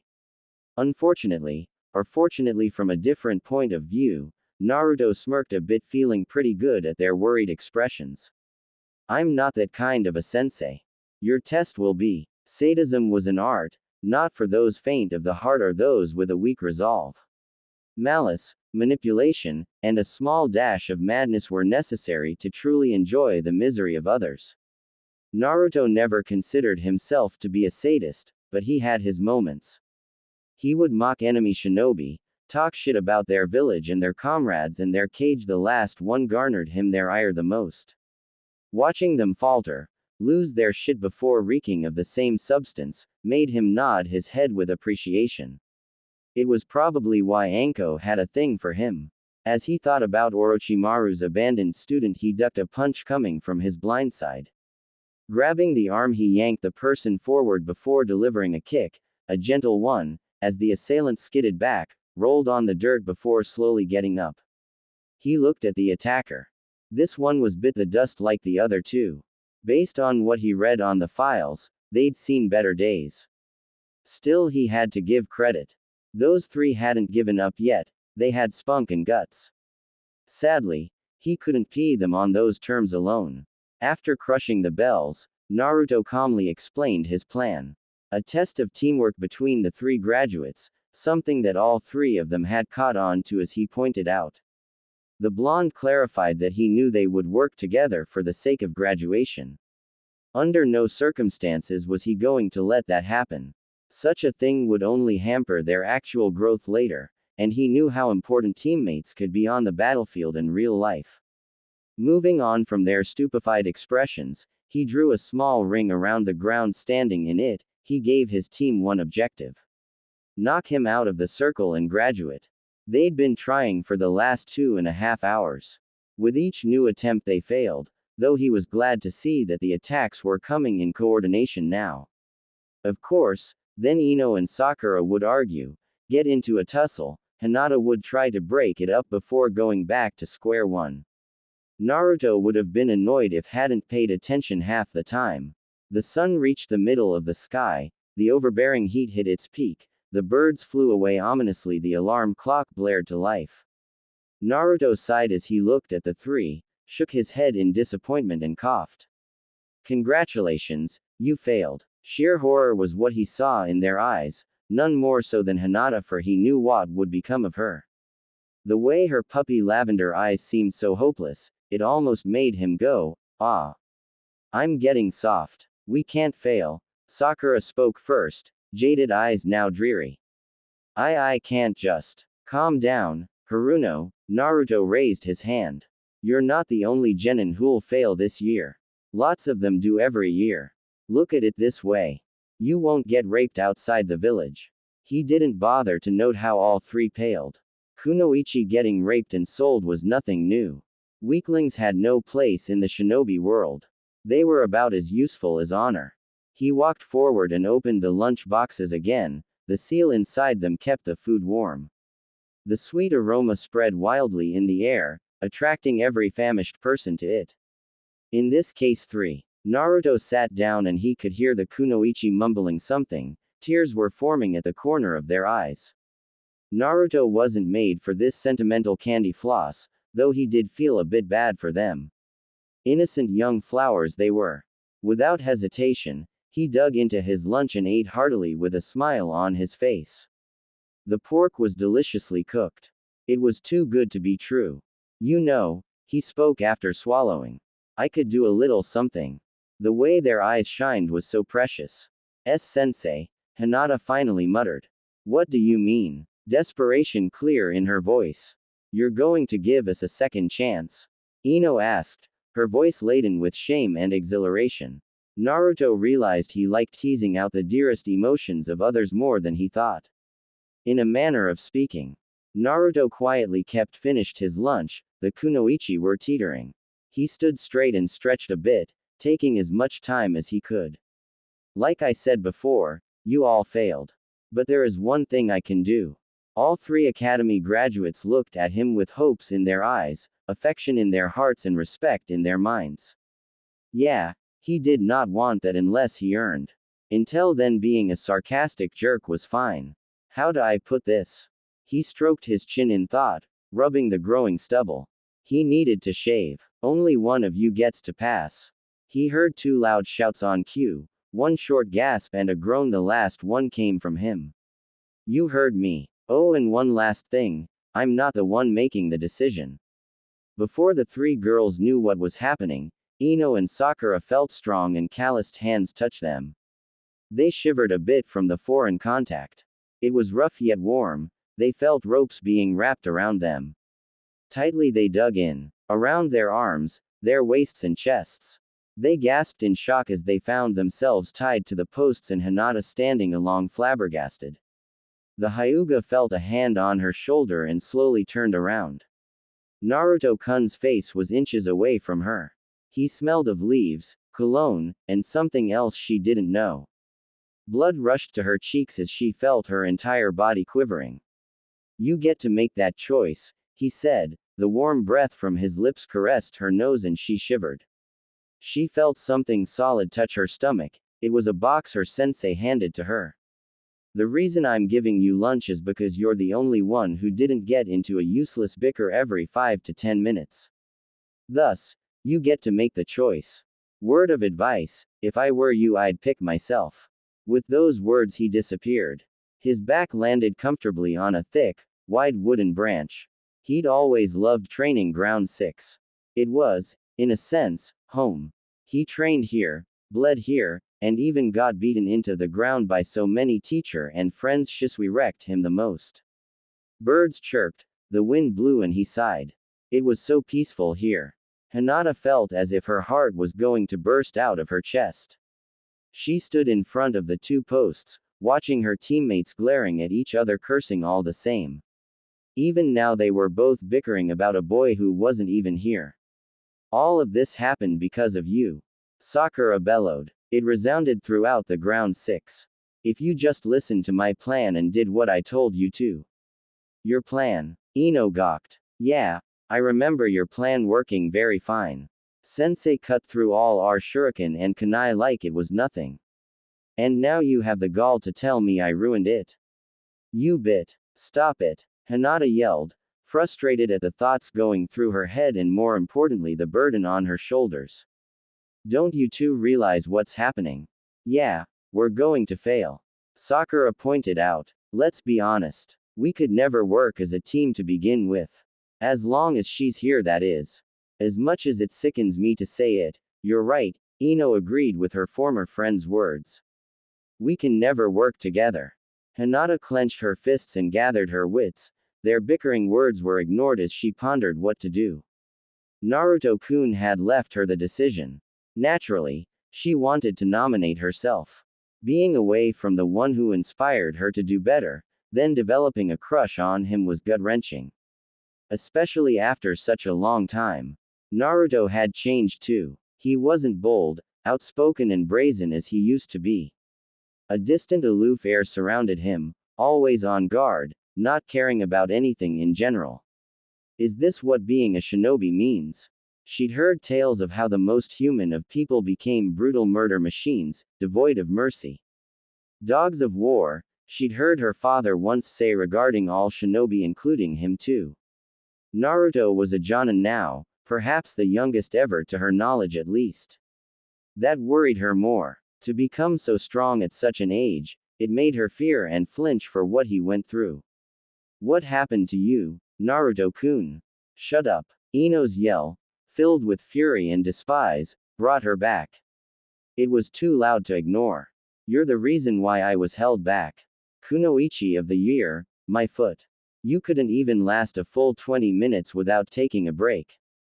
Oh, don't you dare. Sakura snarled. She continued, don't go around blaming me for your shortcomings. You've always been this way. Ever since that day I told you about Sasuke-kun. You are nothing but a traitor of a friend. Friend? Hinata flinched at the poison in that word. Ino's glare could have murdered a person in that moment. You made it very clear we weren't friends, Sakura. The pinkett hesitated for a moment. How many years had it been since Ino called the kunoichi by her real name? Memories returned. Jealousy sparked. Rage resumed. That's right, we aren't. We never were. You were probably trying to make yourself look cool back then. It all makes sense now. That's enough. The icy words silenced them all. Naruto sat on top of the middle post in between Sakura and Ino. His face devoid of a smile, and there was no book in his hand. The blonde looked at Hinata, who was still contemplating her decisions. Well, what's your answer? Sensei, Hinata stammered, shocked at how she almost called him by name. I still haven't made a decision yet. I've been gone for more than an hour, he said, impatiently drumming his knee. You better give me an answer now, otherwise you all fail. Naruto could see Sakura's anger, Ino's frustration, and Hinata's torment. All three girls were suffering, two from losing their love, and one of them a few days away from becoming a branch member should she fail. A tragic affair the latter was. As for the former, he couldn't care less. At least this one had a brain that worked in other departments, her random blushes when he was around otherwise. Hinata's eyes switched from Sakura to Ino, and vice versa. Her own heart murmured different opinions. It was so hard. She didn't want either of them to fail. The Hyuga understood how they felt, zealous declarations ignored. She knew exactly how much they pined for the boy they crushed on, for she too had the one she admired and cherished and wanted in front of her. Do what's best for you, Hinata. Her father told her to be effective, this would be it. She hesitated. Neji's face flashed in her mind. Several other members of the branch side popped up as well. All the short hands they were dealt with. If she chose her own happiness now, she'd be the same as those vicious elders. The same people who removed her status as heiress and deemed her useless. No, she would not be like them. Not now, not ever. Sensei. She spoke, her voice ironed. I've made a decision. Naruto's eye narrowed at her. She seems more, spine why. Resting his cheek against his palm, he sighed. Go on then. I've lost a lot of daylight today. Hinata sighed to calm her nerves. She looked at both of their teammates and smiled. I'd like to leave. What? Both Ino and Sakura yelled. Naruto widened his eye for a moment. Excuse you and your all-seeing clan, the blonde said. His tone both surprised and a bit angry. Was this girl mad? Maybe she was. IW would like to go back to the academy, Hinata explained. I realize I'm not ready to step out into the world yet. And I'd like you to give Sakura and Ino a chance. You can't be serious, he said. Naruto pointed at the two tied-up females. They've been at it since I got here, and you're giving up your chance to become my apprentice. You do realize exactly what will happen to you once you fail. Why yes. And what about your dream? Naruto was beginning to get annoyed. This display of blind idealism was getting to him, reminded him too much of his old self. What happens to them? I will find a different way, the Hyuga said. Maybe if I'm with them, I'll understand them better. And lessen the issues between our houses. You foolish girl, he chastised. Giving up your own dreams for the sake of others, pointless. Maybe, sensei, Hinata gathered her courage. But, it's my choice. It's my ninja way. I can never give up. Naruto closed his eye. He remembered their encounter now, clear as day. Snowy weather, bullies, him helping her, getting beaten up and declaring how he would never give up. He converted someone into his fan. This was so wrong. On top of that, this girl would be branded with the bird cage seal. For some reason, it got to him. Maybe it was because this girl treated him nicely. Perhaps she represented something he lost. Fine. Naruto gave up on her. He could see the tears slowly forming in the corner of her eyes. She began to walk away. Wait, Ino yelled. The blonde Yamanaka sighed and felt guilty now. Hinata, the ditzy girl, had just given up so she and Sakura could gain a chance. She did not want to benefit from the credit of others. What if Sasuke heard about this? I didn't tell you to talk yet, Naruto said in between. He could see something in those turquoise eyes. Guilt, shame and defiance. You're not my sensei yet. I can say and do whatever the hell I want. The Jonin raised an eyebrow at her words. Ino had, if nothing else, spunk. I'll go back to the academy too. And the plot gets thicker. Naruto couldn't help but sigh. At least Hinata's act had affected one of them. Though if he was a betting man, he was sure the look in Sakura's face meant something else too. May I ask why? Ino pondered, arranging her jumbled thoughts. I don't want to become a genin this way. Especially not by making Hinata fail while I walk away scot-free. Wow, Naruto said, making the girl blush with a twinge of embarrassment. A cute guy was complimenting her. I didn't know you had half a brain in you. The blush disappeared and a scowl settled instead. Ino grit her teeth at her fellow blonde. Still, she was tied up and he was riling her up. It was all just a game. She huffed and looked away. I'm not falling for that bait. Regardless, I'm not riding anyone's coattails. Ino only prayed that Sasuke would understand. Naruto hummed loudly, thoughts languidly scattered. He focused on the last member of the trio. Sakura's jaded eyes looked conflicted. Part of her was ecstatic, her inner as she called it, and was jumping in her mind. Ino was out, Hinata was out. Their sensei, weird as he may be, was strong and barely made any effort to beat them all. Sure, she was no Jonin, but she was no pushover either. Now she could grow stronger and prove to Sasuke-kun she was worthy of his time. Well, Pinky, the young Jonin murmured. What's it going to be? You're going to be my sole apprentice. Yes, she yelled in her mind, her other self agreed wholeheartedly. This was it, the moment she'd been waiting for. Her gaze shifted to her sensei. His eyed her, refusing to look away. The shade of blue was unique and it was hard not to stare at him. Sakura looked at Hinata, who looked mortified, but proud. The Hyuga had made her decision. She looked at Ino, who looked torn between sad and annoyed. Yet one thing was very clear. The Yamanaka was not regretting it. That look made the Pinkett feel unease. No, Sakura chanted to herself. They turned down the offer. I have to take this. To be with Sasuke-kun. The boy's image flashed before her eyes. How he'd look at her as a kunoichi, not a hindrance. How he'd smile at her lone success. How proud he would be to hear she was being exclusively apprenticed. It was then a poisonous murmur reached her ears. Doubt. It began to seep into her. What would happen when Sasuke-kun asked of how she passed? How would he respond when he heard that the timid Hinata and sardonic Piggy refused, but she took it? Would he look at her with disgust? You're keeping me waiting. The Jonin's voice brought her back from turmoil. Did she want this? To pee in this manner? She remembered her parents. The smiles they had when she passed. Their pride in her. It was all she needed to remember. I refuse. Naruto sat there, nerves overworking at what just happened. He'd underestimated the three. Now I have no choice. He cleared his throat, ridding it of imaginary cobwebs. Well, I think this is the first time all three graduates refused to be genin. I guess this means I have less work to do. Bye-bye. Naruto smiled widely, jumping down from the post and leisurely strolling. His ears picked up the sound in the wind and he extended his hand catching a kunai. He sighed. There was scribbling on the wrapping cloth around the handle. Big Monkey is watching. You have got to be kidding me. The Hokage's humor was lost on him.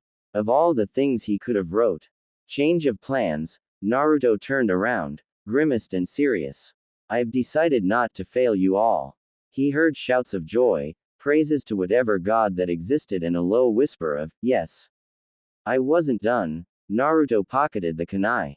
If the Hokage was throwing out free kunai, he wouldn't complain, the more the merrier. The reason why I passed all three of you is because 1. You three did work together in the beginning, albeit for different reasons. 2. None of you ever truly gave up. 3. I'm glad to see you three have some decency in you. He saw the annoyed look, the slight glare and content face. He had a lot of work on his hands. Now, there's something I want to show you all. Throwing 2 shuriken with wind-laced chakra, they tore through the rope and bark of the posts, freeing Ino and Sakura. Red swollen marks were seen on their arms. Ino's chest perked up a bit upon being free, Sakura's not so much. It seems both girls had noticed it too, if the smirk and scoff were hints. Naruto beckoned for both of them to follow him and soon enough they were in Konoha's graveyard. The mood became somber without much effort as they neared the memorial stone. Naruto sighed and placed his hand on the obsidian-made obituary. His eye focused on few names, 2 more than others. Do you know what this is? He received no answers. This is the memorial stone. Shinobi and kunoichi killed in action have their names etched here. It's the highest honor we have, granted even though sometimes we don't get to bring their corpses here. Silence reigned. Naruto swore he could hear ghosts walking around and teasing him. Perhaps they were. The reason why I brought you here is simple. You're all weak. He didn't want to see their shocked faces. Had we been upon enemy shinobi, I assure you all three would have been dealt with by now. You'd be lucky if they decided to kill you. Sakura's retch reached his ears and he decided to hold back a bit. You're all kunoichi now. Days of chasing pretty boys and wearing pretty dresses are over. Team 6 will have its first mission tomorrow at 8 o'clock. Meet me at the Hokage Tower. Don't be late. If you aren't. Oh, don't worry, Ino. He turned around and brought out 3 headbands. The symbol of the leaf shined brightly. I won't be. It was all he said before disappearing. The 3 genin stood, each focused on their headbands and realizing how close they came to failing today. So, Ino broke the daze they were all in. Mostly to comfort herself. We passed. Yeah. Sakura spoke next. We did. All 3 of them still tightly gripping their headbands. I think we should all head home, Hinata advised them. She too was tired. Naruto-kun didn't hold back when he hit them. At least she hoped he had not, otherwise these mere love taps would be embarrassing. You're right. Ino began to walk away, but stopped for a moment. Forehead. Piggy, Sakura said, ready for a war of words. Just. Ino sighed. Don't start an argument during missions. I'll be willing to hold the peace if you do the same. We're just teammates. We're not friends. I was about to say the same, the pink kid retorted. Don't worry, Piggy. We both know who's going to win. She then walked away after saying goodbye to the final teammate. Ino did the same as Hinata stood alone. Quietly striding forward, her all-seeing eyes searched for a name. She didn't have to wait long. Hizashi Hyuga, she read and felt a pang. Neji's wrathful face flashed before her. Placing a hand on her chest, she calmed herself. Promising that she would achieve all her goals. Danzo Shimura was a war hawk. A true utilitarian, valued ends over means every single day of his life. It was how he came so far. Naturally, everyone presumed he was a cruel, twisted, sadistic man. One who lived for the village, and would die for the village. They weren't wrong. Big Monkey is watching, the words echoed around the room. His visible eye looked at the text carefully. I see your tastes in making a jest is about as fresh as a tree growing in aim. Snap. Naruto thought as he saw the leader of Ne give his remark to the Hokage. Kakashi stood beside him reading the orange book, giggling like a dainty girl. As if they would leave the Hokage alone in a room with Danzo. All the other Jonin had left an hour ago, and in came the bandaged cripple Naruto's futon teacher. And I see that rainbows are still gushing out of your mouth. The Hokage smiled widely, lighting up his old trusty pipe. Of course that's the reason why I never wanted to go to the Leaf Festival with you. Enough, Danzo muttered. Clearly the man did not want to speak about this my person. You know why I'm here. The next Ika isn't out yet. Jiraiya is still writing. I'm not here for that. The War Hawk clarified. It's regarding the Uchiha boy. Are you sure about this? We don't know how much Itachi affected him. His social behavior is unsettling. That's rich, Naruto mentally sniggered. If Danzo didn't stay cooped up underground with a small private army, the line would have been better suited. Kakashi giggled louder and kept saying lewd things about some mocha. The man seriously needed to get laid, which Naruto was sure he did. Maybe the copy ninja just enjoyed messing with people on a personal level. Don't worry about him, Sarutobi assured his old teammate. He's more loquacious than Itachi ever was. Yes, but Itachi wasn't. The shinobi of darkness paused, trying to find the apt term. Kakashi sagely cut in. An ass. Naruto added his 2 cents. Repressed. Hiruzen asked. Volatile. Danzo shot each of them a look of disdain. How he wished he had Shisui's eye right now. Unfortunately, the Uchiha had destroyed both his eyes before committing suicide. A true loss for the village. Sasuke is young and grew up in a different time. Sarutobi countered. He did have a normal childhood before that night. Hiruzen. Danzo's face darkened. Things won't always be this way. Especially now that the land of rice has been invaded. Conflicts are always bound to happen. It's the natural order of the world. The Hokage breathed out dancing smoke. Especially with a shinobi. And yet you condone hollow ideals. Danzo pointed out. There's a war coming, Hiruzen. Not today, not tomorrow. But it will come. You and I have been alive long enough to know just how little it takes for all the nations to become involved in it. You do remember. I remember everything, Hiruzen Sarutobi, the professor, the great monkey guardian, the third Hokage assured him. You'll do well to remember that.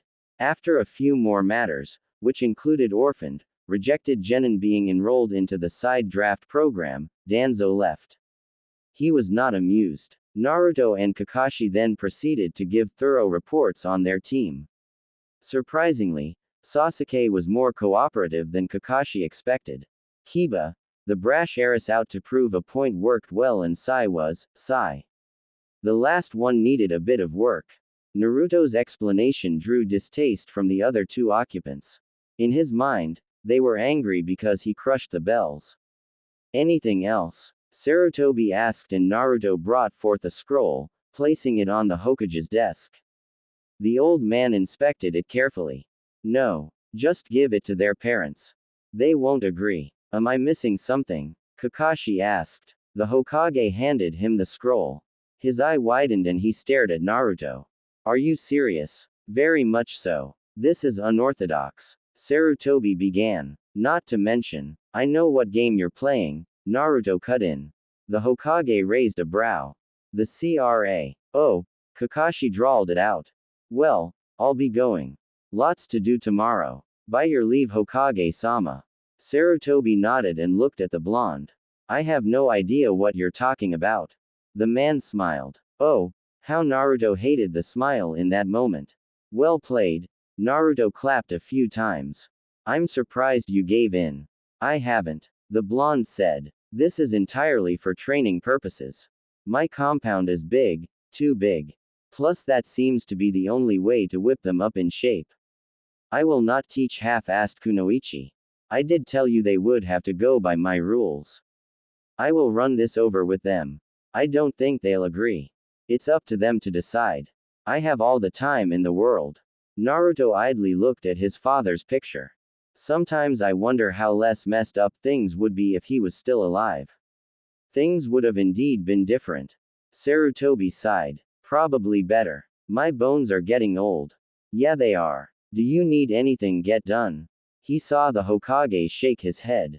Okay, then. I hear the Springs got their private sections renovated. Don't peek. Do I look like Jiraiya? Naruto pointed to himself. Besides, I have to train first. I didn't get my morning session. I'm sure there was a good reason for that. Yeah, there was. Naruto sighed in contentment. The warm water relaxed his muscles as he leaned back. This is the life. Being a former Anbu, high-paid Jonin, and a clan head had its perks. For example, this joint. Warm Whirlpool was his hot spring house and quite popular too. This particular room was for him only, and by the log, he made a damn good investment. His muscular, toned arms rested on the edge of the large pool as he thought about his team. He had a lot of work ahead for him. Each of them equally concerned him, though he would be lying if he said he was a bit more concerned towards Hinata. Out of the three, she had the most to lose. That and the fact she might like him sorta made it weird. On top of that, Hinata was really, really pretty. Her midnight blue hair, pale skin, full figure and cute personality was wife material. Can't believe I'd ever say those words. He really was growing softer. The opening of the door put him on guard. He wasn't wearing anything. Had he been, he would have jumped out of the waters. Looking back, he saw one person enter.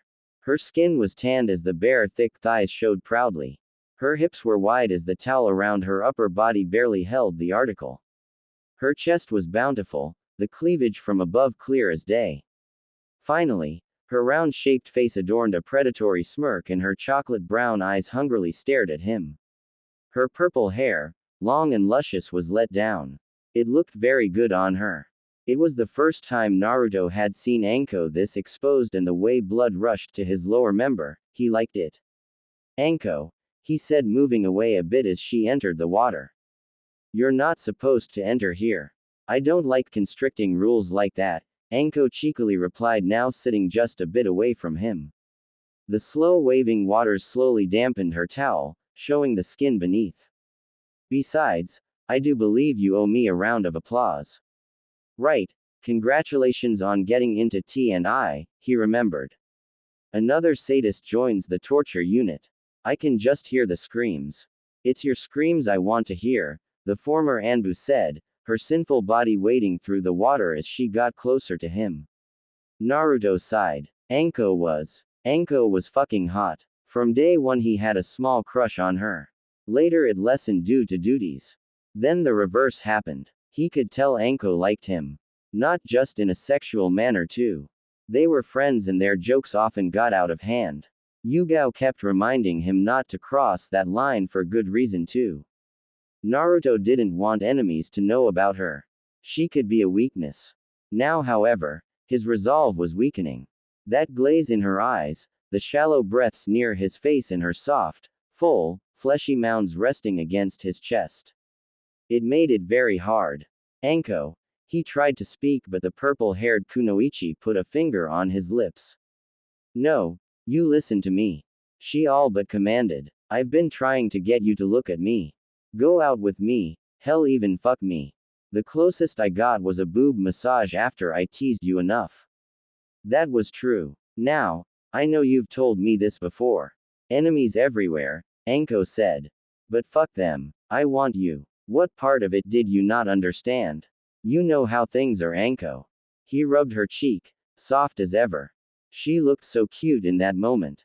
The true Anko Mitarashi most people didn't know. She was generally a tease even in private, but she had a soft side too. One she never showed. I've had it up to here. She removed his hand and cupped his cheeks. His blue eye stared intently into hers. I'm done waiting. Asterisk. Without another word she slammed her lips onto his. Naruto personally gave up for today. Anko was stubborn, almost as much as him. She breathed heavily, satisfaction seeping into her as she straddled his lap. Something long and hard below her was touching her leg. Despite the warm water, the fleshy rod was hotter. It was twitching and pulsing and throbbing. Anko opened her mouth to breathe and Naruto's tongue pounded against hers. It was fierce and hot. Lust controlled them both. Naruto's hands rubbed her thighs, squeezing the flesh and admiring it.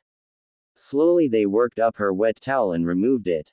Her grate perked up and down, jiggling upon release. Greedily he grabbed them, pulled them. Hearing her moan into his mouth aroused him more. The desire to make her give out more delightful sounds tempted him. Forefingers and thumbs settled around her nipples. They were soft pink, hard and being teased out by his digits. Anko felt her buds ache a bit under his touch, but that only made it hotter. Her mind was slowly becoming foggier. All that mattered in that moment was him. She'd been waiting for this for so long. Years. She reminded herself. Their furious liplock ended as both separated to breathe. It echoed here and Naruto's large, fleshy rod was rubbing against her heated entrance.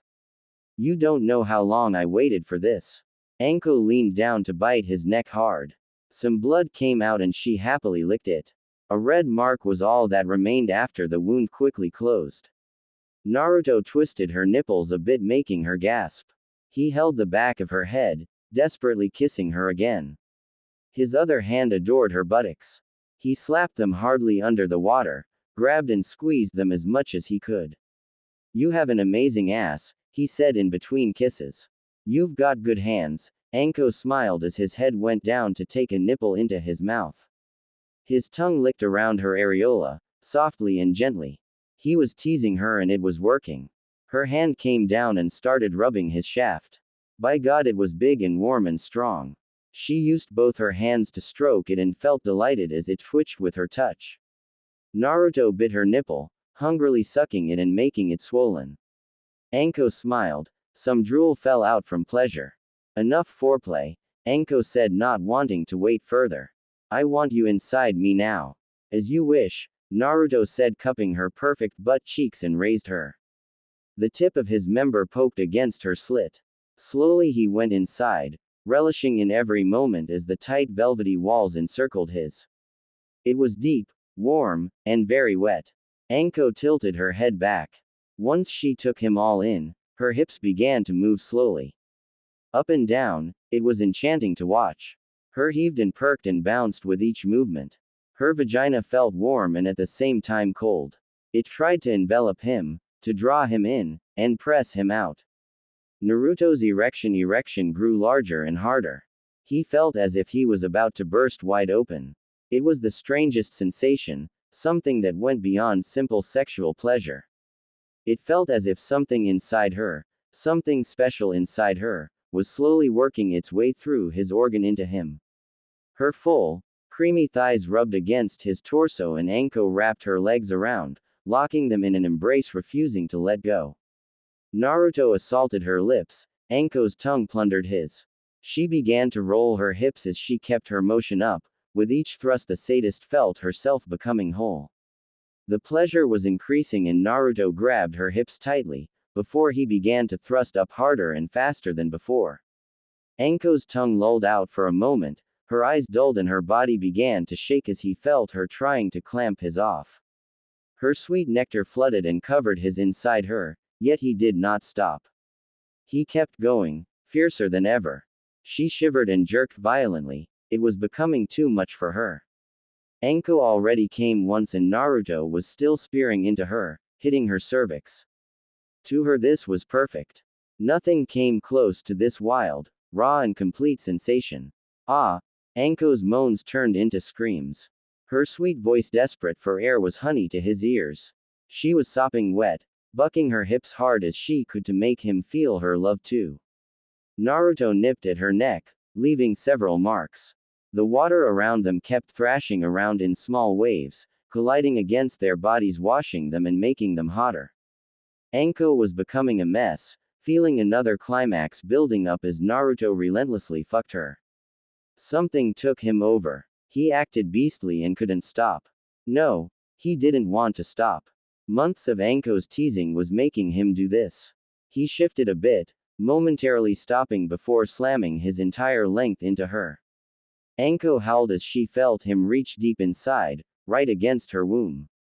Tears formed from pleasure, and the blonde kept hitting that spot, groaning as he felt her walls embracing his.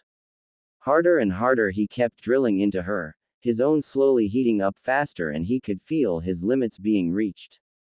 After one last final thrust into her, he came, along with her. Anko felt the warm, sticky liquid being shot into her womb. She shivered more from the warmth of it. It burst into her, and from the near endless amount she felt filling her up, Anko smiled. Satisfied at the climax she reached. That was fucking amazing, Anko breathed out, Naruto's now soft but still inside her. They just finished cleaning this pool, Naruto said, trying not to let Anko realize just how much she had drained him. Couldn't let her win a round just like that. Shut up, Anko rested her head on his shoulder. She nuzzled into his neck, kissing him lightly across the jaw. That felt amazing whether you want to admit it or not. I'd say it was a 7 out of 10, the blonde said, cupping and admiring her cheeks. Were women of Konoha blessed with fantastic asses? If so, his will of fire would never fade. Fuck you. You just did. I hope we're not done. That depends. Do you plan to walk tomorrow? Tomorrow's Sunday. Well, Naruto paused. Without a warning, he slid a finger up her ass. Anko gasped at how his digit dug inside. His finger twirled around her and it was fucking tight. I have a team to teach tomorrow, but it would be real shame to up this opportunity.